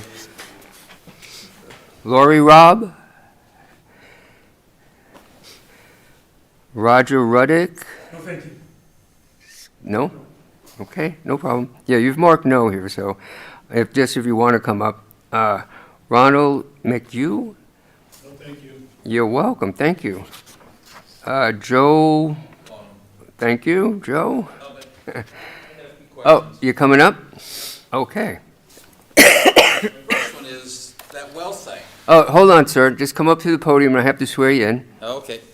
Do you solemnly swear and/or affirm that the testimony you're about to give is the whole truth, nothing but the truth, so help you God? You betcha, yes, Go sir. right ahead.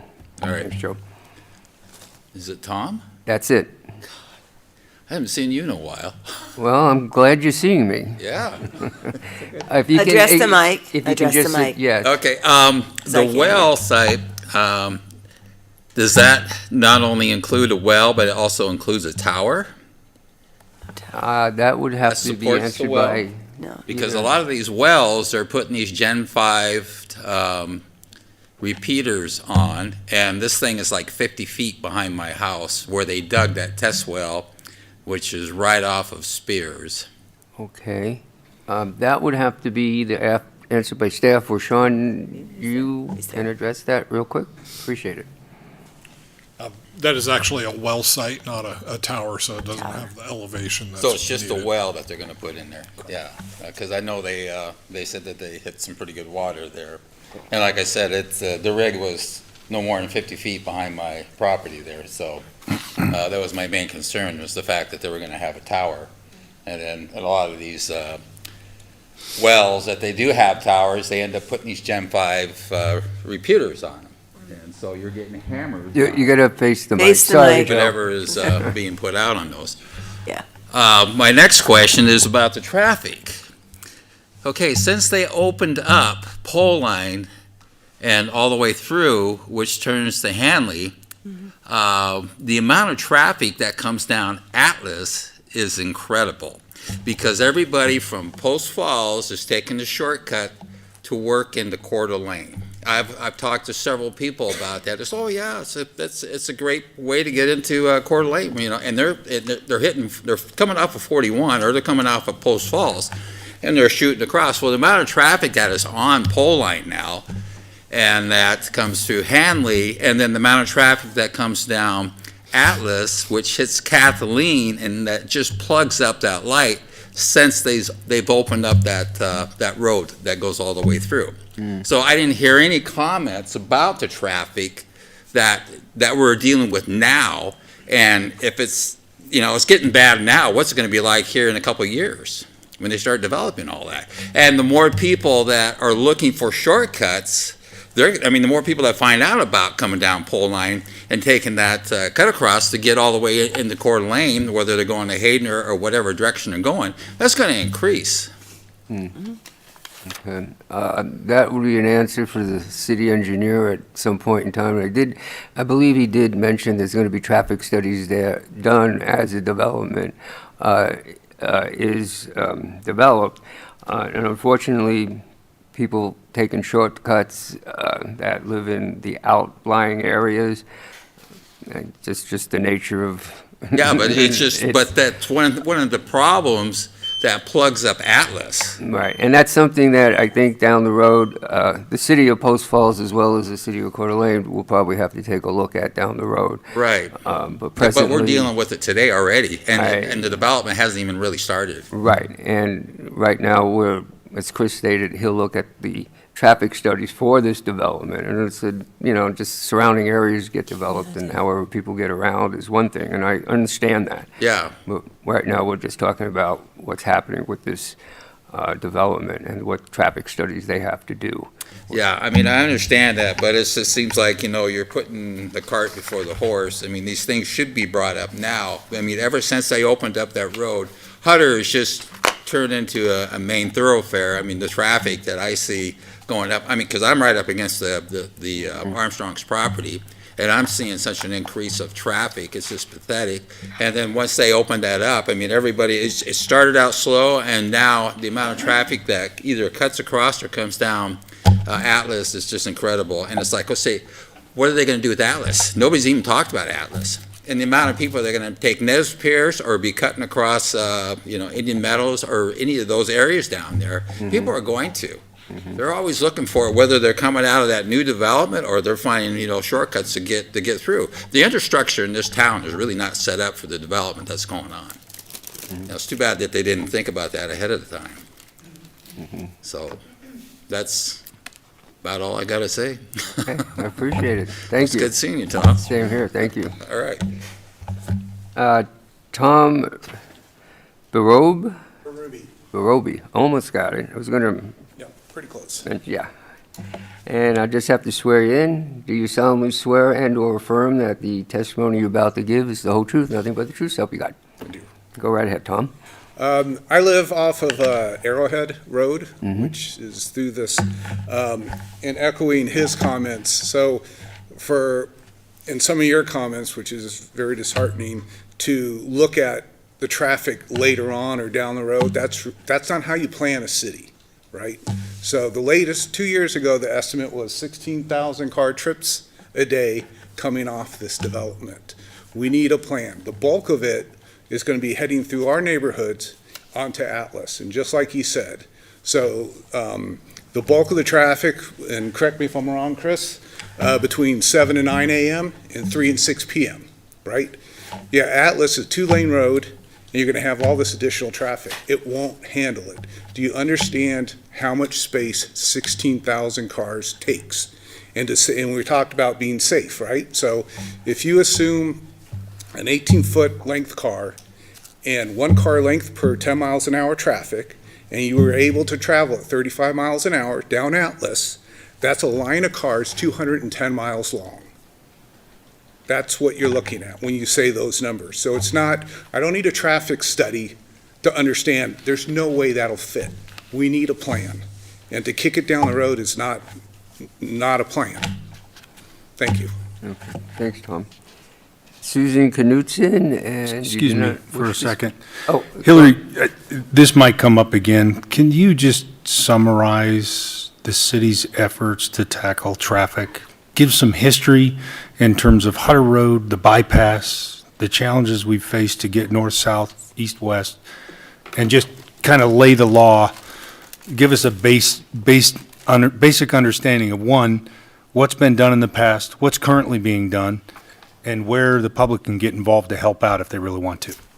Okay, I will attempt to do some of that, but Chris Thank is you. probably a better Chris, person if it's Chris, to do then that. please let Chris do it. Chris has been more involved with KMPO Thank you. efforts and Thank you. KCAT and all of that. And then I think the applicant team, when they come for a rebuttal after the public Sure. comment, could also speak to some of the traffic studies that have been done. Thank you. Thanks. Am I supposed to be sworn in? No, we'll give you a pass.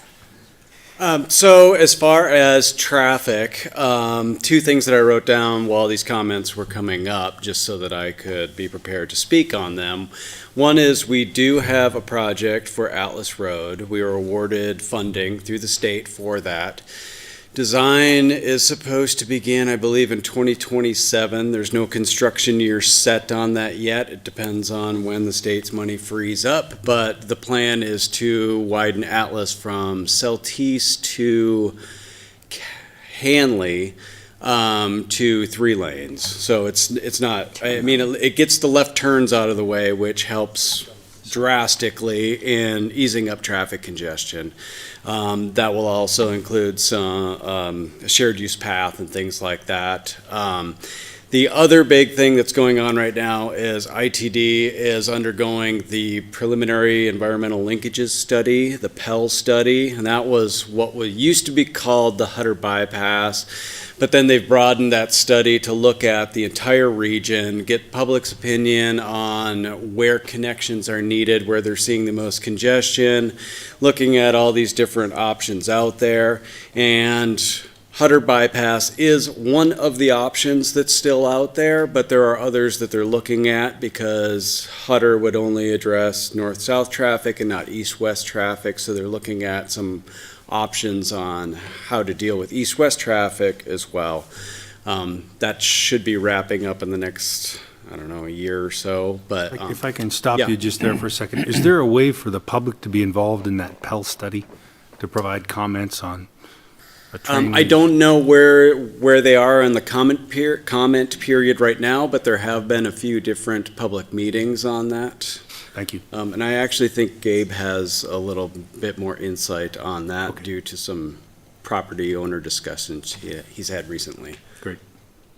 And general public should also be in contact with Post Falls, because Post Falls is on the opposite side of Hutter as well, depending on what development goes through Post Falls as well. So the general public can touch base with Post Falls city staff, city administration to see what might be in their works of trying to do something to relieve. Correct, and it's, well, actually, and it's Post Falls Highway District for a while too, because it's not in the incorporated city of Post Falls. So like Okay. Hutter Road is Post Falls Highway District jurisdiction at this time, Okay, until one of us annexes that into our city.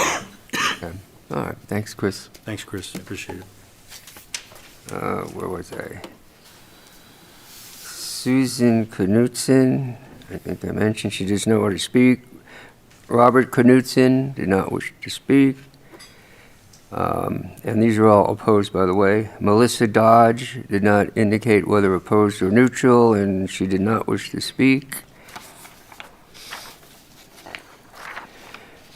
Nate Dyke is opposed, he does not wish to speak. Will Cushman is opposed, and you do wish to speak. Come on up, Will.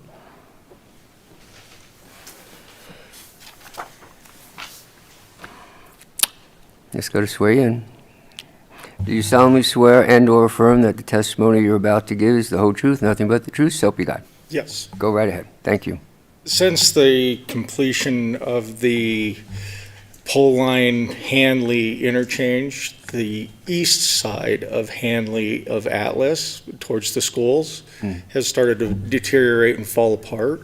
What's the city's plan on taking care of that in adjacent to the development of the Coeur project and also the amount of traffic coming down Atlas? I agree 100% with them. There is times where you cannot get out onto Atlas from any of the side streets. And that's concerning to us homeowners that live there. We didn't anticipate having, 30,000 more cars come driving down the road just because they opened up one section of road. And the roads are falling apart. I mean, Atlas, from the bridge down to Celtice, that's all falling apart. It's full of potholes. The roundabouts are failing. The roundabouts on Hanley are failing around the schools. They had to put crosswalk with flashers at the high school because kids were getting almost hit because people are driving so fast by the school. Even though it's a 25-mile-an-hour zone, when children are present, they don't pay attention. Right. There should be more law enforcement. There should be a better traffic study done. Just those roads cannot handle this amount of traffic that we're throwing on them. Again, I to say, the highway district, as Chris mentioned, might be, But the city owns the section from Atlas Road through all the way to 95. By the schools, the road is falling apart. You can see it. It's all alligatored out. I used to be in asphalt. I know it's falling apart. You can see it. You can see where it's starting to pump and break the asphalt apart. It's not good. We're adding entirely way too much traffic. And then with them wanting to change to C-17 on that northwest corner of the property, are they also going to adjust and shrink the size on the southwest corner of the property? that For might commercial? be an answer or a question that the developer can answer, because they'll come back up and have time to address any questions that might Okay. come up. And, so just, get in touch with the city and, street departments and see what, plans are to fix potholes. Yeah, well, It's all over I the still city. disagree It's- with the project entirely because they don't want to do the concept that matches the neighborhoods that are existing. They don't want to match anything that's currently around. Why not? It's beautiful. One of the most desired neighborhoods in the whole area to live in. I mean, Well, hopefully the street departments will get to fixing all the potholes in the city. perfect. All right, Thank you. thank you.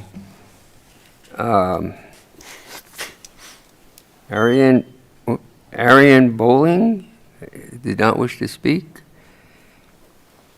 Asher Gray is neutral and does not wish to speak. Keith Wells is in favor and does not wish to speak. And Howard Burness is opposed, and you do wish to speak. Sorry if I did not pronounce your last name correctly. Just have to swear you in, Howard. Do you solemnly swear and/or affirm that the testimony you're about to give is the whole truth, nothing but the truth, so help you God? I do. Well, go right ahead. Thank you. First off, I believe the I-90 comment section for the work that they just had the hearing on at Coeur d'Alene Inn, whatever that thing, that you can comment online until the 15th of March. Okay. And I believe that you can put in comments about the absolute need for the Hutter bypass. Oh. Because the whole area fails without the Hutter bypass or some type of major road. And to ignore that as you're talking about this project and putting C-17 on the corner is to ignore an elephant in the room, just as ignoring the fact that our applicant owns the adjacent 600 acres and is not showing you what they plan on doing over there, because it all works as a whole. It doesn't work alone. So talking about it in this, she pointed to the C-17 corner and said, oh, look, it's an urban neighborhood. Well, across the street that she didn't show are lots on 5 acres. So it's not an urban interchange there. There's homes on 5-acre lots on the other side of Hutter. We can't ignore Post Falls and everything else that's going around. Secondly, the 2,800 units was on the master plan. Now, they've taken 10 acres out for the church site. That was R-17. No diminution in number of units, though. Now we're going to want to change and add C-17 to the corner. So they don't have to put any residential there. They can say, we're going to build a shopping mall on the corner of Hanley and Pole Line, and we're going to still have 2,800 units because we've now shifted down into the density, into the rest of it all. So the density doesn't change if they don't use the property for residential. Putting the Hutter bypass in and having a C-17 on the corner of Pole Line and Hanley is a recipe for disaster. The shopping center, no commercial should be there on that corner. Just let the traffic flow through it, get people out of there. Leave the C-17 where it is. Don't add any more. And then you haven't discussed the fact of the schools. We just had a change in Idaho, a major change in what's going to happen with the schools. When they passed the School Choice Act and said you can get $5,000, I guarantee you public school education enrollments are going to drop. The Coeur d'Alene School District is not going to grow in any shape or fashion than they did in the past, unless something changes to the educational process. And so what happens if the city of Coeur d'Alene decides, well, yeah, we have that 20-acre piece you gave us, but we don't need that 10-acre. Does the 2,800 homes still hold? Is it still, you're going to add because 10 acres didn't get sold to the school district? That's not right. And how do you count the dwelling units? Because in C-17, you have hotels and all these other things. Okay, somebody doesn't live there full time, but somebody lives there almost every night. Ideally, the hotels have 100% occupancy. That's what they want. They never get it. And senior assisted living. Are those counted as dwelling units? What actually counts as a dwelling unit? So we need Hutter. You need to communicate with Post Falls so it doesn't happen in a vacuum. The only thing that you get approved here tonight is the wastewater because it makes sense and the 2 well sites. Nothing else should be changed. I'm sure some of your comments could be answered by the applicant when they have a chance to come back up. I don't have anyone else on the sign-up sheet. Does anyone want to speak that hasn't signed up before I have the applicant come back up and perhaps address some of the comments that were just made? No? Okay. I just wanted to ask the gentleman, make sure, March 15th is the last day to weigh in. Is that correct? That is what was put on the IDT website. Okay. They would take electronic comments until the 15th. Well, that's great. So anyone public can just jump on and provide their thoughts on the concerns. There's a project called IDT Project/I-90, and you can add comments there. And you can see the whole hearing, everything that took place at the, I should know the name of that hotel. Coeur d'Alene Inn. Coeur d'Alene Inn. Best Western, yeah. Best Western, yeah. You can see all the exhibits. Thank you, Howard. Okay. The applicant has some time to address some of the questions that came up. If not, let me know. Just a couple comments. I was taking Sure. notes as everyone was speaking. So again, with traffic, I just want to point out, again, every application submitted includes a traffic study. And with these studies, we'll be giving direction and we'll be given requirements on what we need to do to mitigate the traffic. So exactly what those will be, I don't know, but this all takes part in the preliminary application approval process. So before we begin construction, so it's not like, oh my gosh, we're going to build the whole community and then later we'll follow up with whatever the mitigation efforts are. We'll be given those requirements before our construction. So I think that might, just wanted to clarify that. And then as far as the 2,800 units go, again, like we talked about in the presentation, the development agreement runs with the land regardless of who owns it. So whether we sell a piece to one or whatnot, collectively, the development agreement has 2,800 units. So I think there's just some concern about something that's not an issue. And then I'd like to provide a little more information on the Rathdrum Prairie PEL study. So I have been involved in that. I've been to the meetings up to this point. And what the state has done with their consultants is identified 13 alternatives at this point that they're going to then hone down to recommendations. 4 to 6, we think, is what will come out of that. That's a meeting, I think, planned for later this spring or the summer. But currently, all the 3 of the alternatives for Hutter are all still in the list. So that first alternative is expanding the lanes and adding turn lanes to the existing Hutter Road without an interchange. So just adding capacity that way. The second alternative is to make it a 4-lane highway or arterial that has a new interchange on I-90, but it's at grade and connects to all the existing intersections. And then the original Hutter bypass alternative is still listed as an alternative, which is a high-speed freeway bypass that would be depressed like 26 feet and would only have intersections on the mile corridor main roads. So those are all still, at this point, an alternative. We're assuming one of those will come out as the recommendation in the coming months. And you guys are keeping tabs on that as far as how it interacts with what Yeah. you're doing. Yeah, and whatever the latest information that comes out of ITD will be incorporated into our traffic studies as they're developed. Again, it's not our project, it's a state project, so we're following it as closely as we can, but, we're not running that. Yeah, I got a quick question. Timeline on the proposal? I know that was brought up when this first came about, and of course, it's a long way down the road. But do you have any update on when things might be starting, or how long it's going to take to get applications approved, or where you are, so perhaps the neighbors might know, oh, Right. something's coming at some point in time? If you can help with that a little bit? Sure. So we actually started this fall. That's what initiated this process. Is we came in for a pre-application meeting for a PUD in the area south of the school, similar to the triangle you alluded to. So it was that yellow triangle plus the portion above it.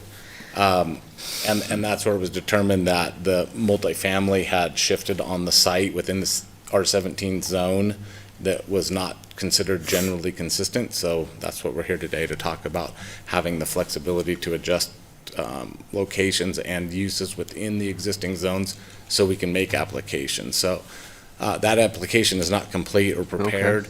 Okay. I suspect we would follow up with a pre-application fairly quickly after this process is done, depending on the outcome of this process. Okay. But give them a feel, even if that's the Yeah. case, then we still go through the whole approval process. So then we go through Then and. we go and through have- design and design Right. approval, and then construction of the utilities and infrastructure for streets, Right. roads, and then the home building would begin after that. Potentially concurrently with that first PUD that was on the north side, south of the school, we will be looking at a subdivision application on the south side where we have a sewer connection in the Appaloosa area, and come in with that too. So that's, again, not complete. We haven't had any meetings with the city at this point. We're starting to put together plans and the studies that we'll need for that application. So I would say both are probably forthcoming this year. Okay, so A there might be submittal, something happening yeah. this year, infrastructure, roads, moving dirt around, things like that. You know, the earliest would be, I would say mid-late next year. Okay. Most likely 27 is probably, Right. spring 27 is probably realistic, but that's kind of contingent on the process and the timing of Okay, approvals. great. I And appreciate I that. guess we talk about traffic almost all the time when we have these, but just to reiterate, like, right now, the increase, I think a lot of us have noticed, I live nearby, the increased level of traffic on Hanley and Atlas, but that's gonna be in your baseline study. I mean, so it'll trigger more mitigation sooner than before that road came through. Right. So, I mean, it's not, it might have even moved up that timeline from where it was 2 years ago when you submitted this. It's coming, it's just not so quick of a process, and there's lots of parties playing Right. on that, but, Yeah, previous to that connection, we were looking at hypothetical study volumes. Now we'll actually do traffic counts on real volumes, so Right. it'll be better information right, okay, incorporated into the studies. thank you. Okay, any other questions? Nope. All right, thank you. All right, thank you. Okay, I'm going to close public testimony on this, bring it to the commissioners for discussion, then possibly a motion. So, go ahead, John. Some, maybe discussion before a motion, but my sense is that with respect to the development agreement amendments related to the land use and the place type and the timing of the sewer infrastructure, my sense is that those are reasonable and necessary. I go back to the original meeting when we saw that very detailed slide. And it was never in my imagination that we would expect every single little teeny box to be exactly like that for a project that's phased over 30 years. That was a concept vision. So I think we're very protected with the amended development agreement that nails down the adjacencies, where the civic uses are, where the zoning is, and then those pieces will come back here for public hearings, as that piece the gentleman just described south of the school. When it gets there and gets off the drawing board, it's coming here for a public hearing. So I'm supportive of that. With respect to the zone change, you know, the water towers, and no-brainer. The other one, my own opinion, is that, you know, there's a commercial piece of this to the south, way down, 20 years from now, maybe, I don't know when. And I've lived in Coeur d'Alene Place for 25 years now. And a gentleman back there talked, that's one of the greatest neighborhoods in Coeur d'Alene, and it is. Ask any realtor. Buyers are lined up to buy homes in there. But one of the things that you live in there, you know, that's lacking, and that is some commercial opportunities.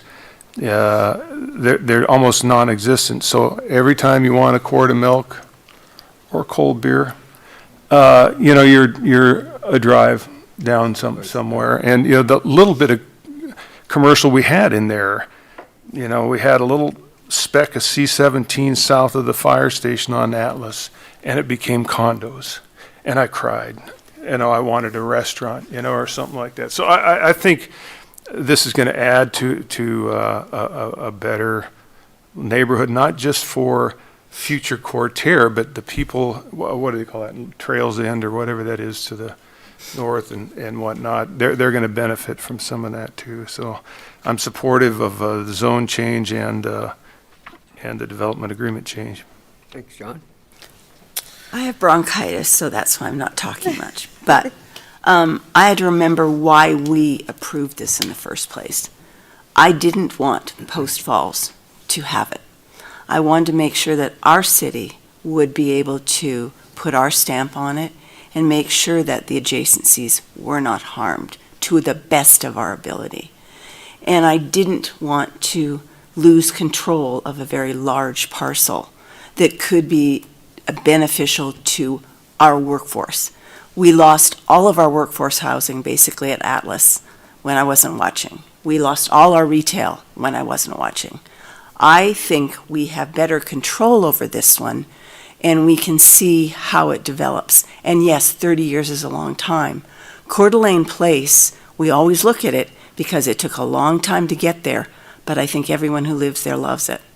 And we are benefited there because we had 5-lane roads in all directions. We don't have that here. So we are going to see that happen.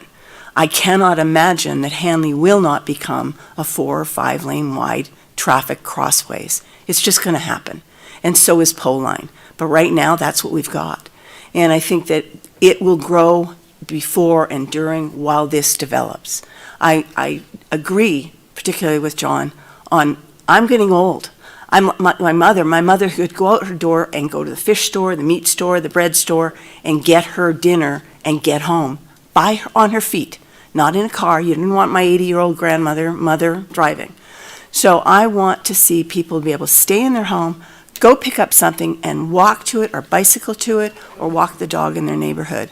And that's what retail should be in our communities, and we don't have much of it left.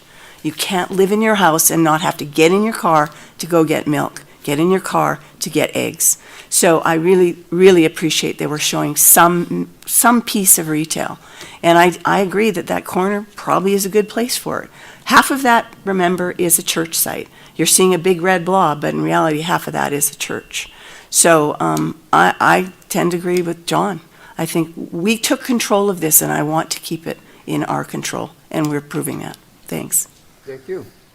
I mean, I don't want to reiterate what we've already said and asked lots of questions on, but I agree with all of it, except I would like to add an amendment on the development agreement to disallow short plats, because I do think it protects the public in bringing all of the platting back through the public process.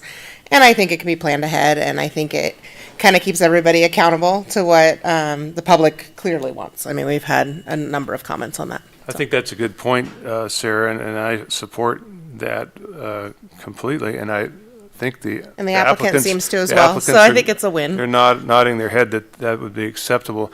Maybe a question for staff would be, as one of us work our way through the findings, how do we do that? Is that just a glom-on condition thing? Yes, that's how I see it, unless Randy. So would we just say something like, in the development agreement, all platting will go through the normal public hearing process? Would it be simple as that?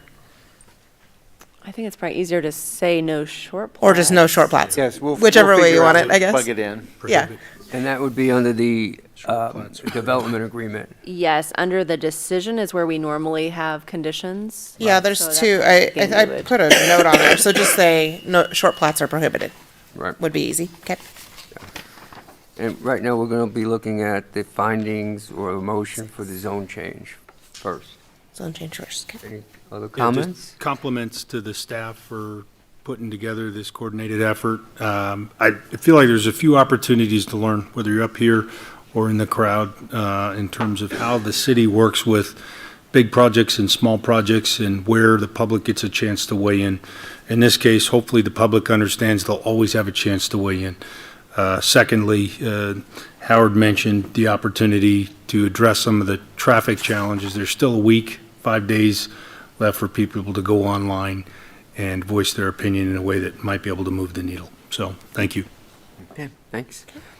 I would be happy to do findings in order for zone change 2-25 unless somebody else is dying to. Maybe somebody else would like I'll to. do the second one if you do Maybe the first one. someone else would, to get that amendment done, maybe you could handle that second one. So Got no wind. bear with me, this is a little bit tedious. So this is findings in order for ZC 2-25. This is a matter that's come before Planning and Zoning tonight on March 11th, 2025, to consider ZC 2-25, a request for 3 zone changes from R17 to C17, R3 to C17L, and C17L to R3. Applicant, Kootenai County Land Company LLC, and the location is the property north of Interstate 90 and Woodside Avenue, south of West Handley Avenue, east of Hutter Road, and west of Atlas Road, commonly known as Coeur.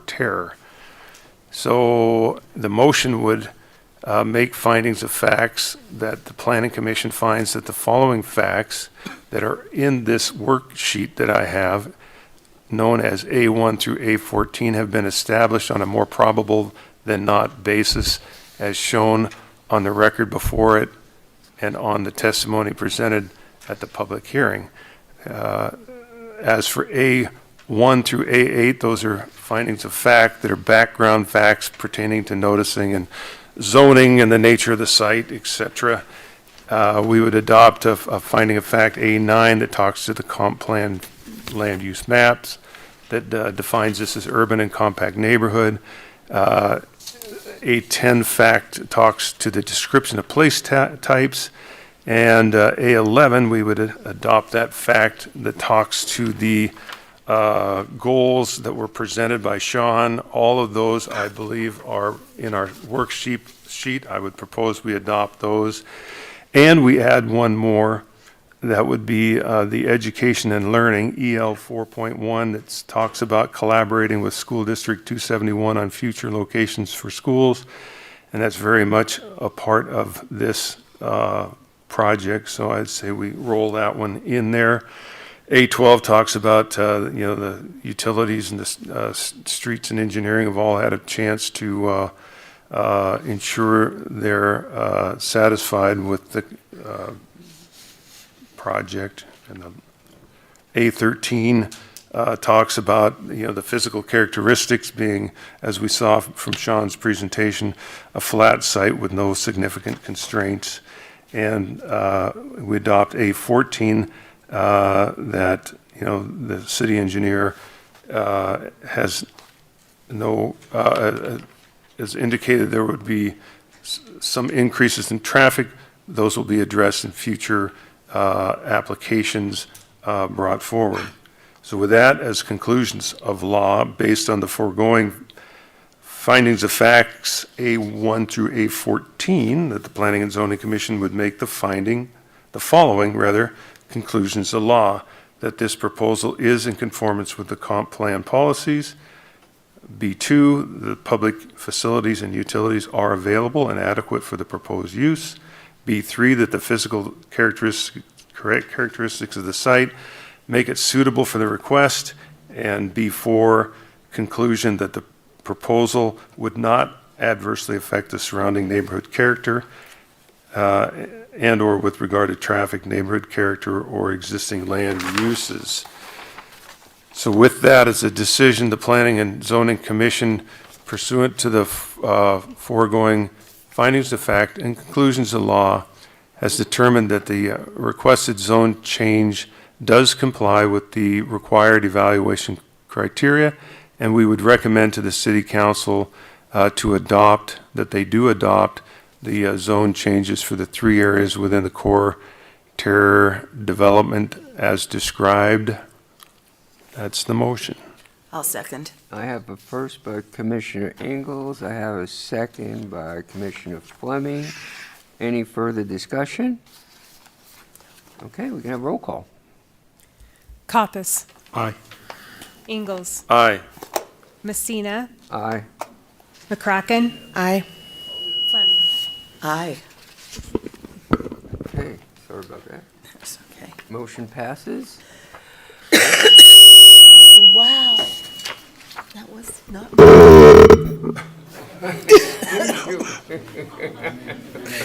Okay, Somebody's wired I'm gonna hot. try. It's almost time to go. Okay. Okay. Can you hear me? Is that good? I'm not gonna get any closer. Okay.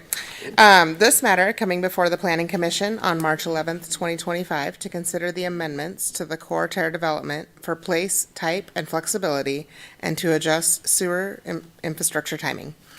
Applicant, Kootenai County Land LLC, represented by Connie Kruger. Location, property north of Interstate 90 and Woodside Avenue, south of West Hanley Avenue, east of Hutter, and west of Atlas Road, known as Coeur Terre. Findings of fact. The Planning Commission finds the following facts, A1 through A10, to have been established on a more probable than not basis and shown before it on the testimony and presented at the public hearing. And those all similarly go through the same things we've had before, so I won't repeat them. But I will say that under fact A6, the applicant seeks the amended development agreement to address the following items. Land use determination to allow administrative approval of land uses consistent with the zoning districts and place types and comprehensive plan, providing flexibility for product type and allowed uses in Coeur. The sewer infrastructure timing to align required wastewater improvements with the actual demand for this is determined by the city's wastewater department rather than adhering to a fixed schedule. And then to add a third item, short plats prohibited. Let's see, the conclusions of law. This one feels like I'm missing a step, but Yeah, I think that condition will go at the end, not in. will that one go at the end, even though that's, It's not a finding of fact. Bullet of A6. You could word it differently. You could say a finding of fact that short plats are, I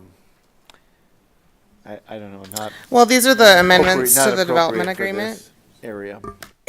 I guess we can go through the. Okay, well, I'll take that one out, and then, At the end, before you make the final there's- conclusion of law, perhaps just add. a okay, so condition. I'll do those, I'll leave those as original, A1 through A10, and then Gotcha. I would add an A11. Okay. That would add, an additional bullet to A6, that would prohibit short plats. Based on the foregoing findings of fact, the Planning Commission makes the following conclusions of law. The proposed amendments are not a substantial change. Excuse me, that should be R. So those are, so if you look at the development agreement ordinance, the community planning director makes a determination if it is or is not a significant one. If it wasn't substantial, it wouldn't come to you or council. So those ones have to be kind of in the affirmative. Yes. Oh, even though they're not like a finding of fact? Okay. The proposed amendments are a substantial change to the approved land uses, development standards, and/or approved site plan associated with the project. The circumstances have substantially changed so that the amendment of the terms of the development agreement are needed to further the goals and purposes of the city and the public interest. This proposal is in conformance with the development agreement ordinance and requirements for an amendment.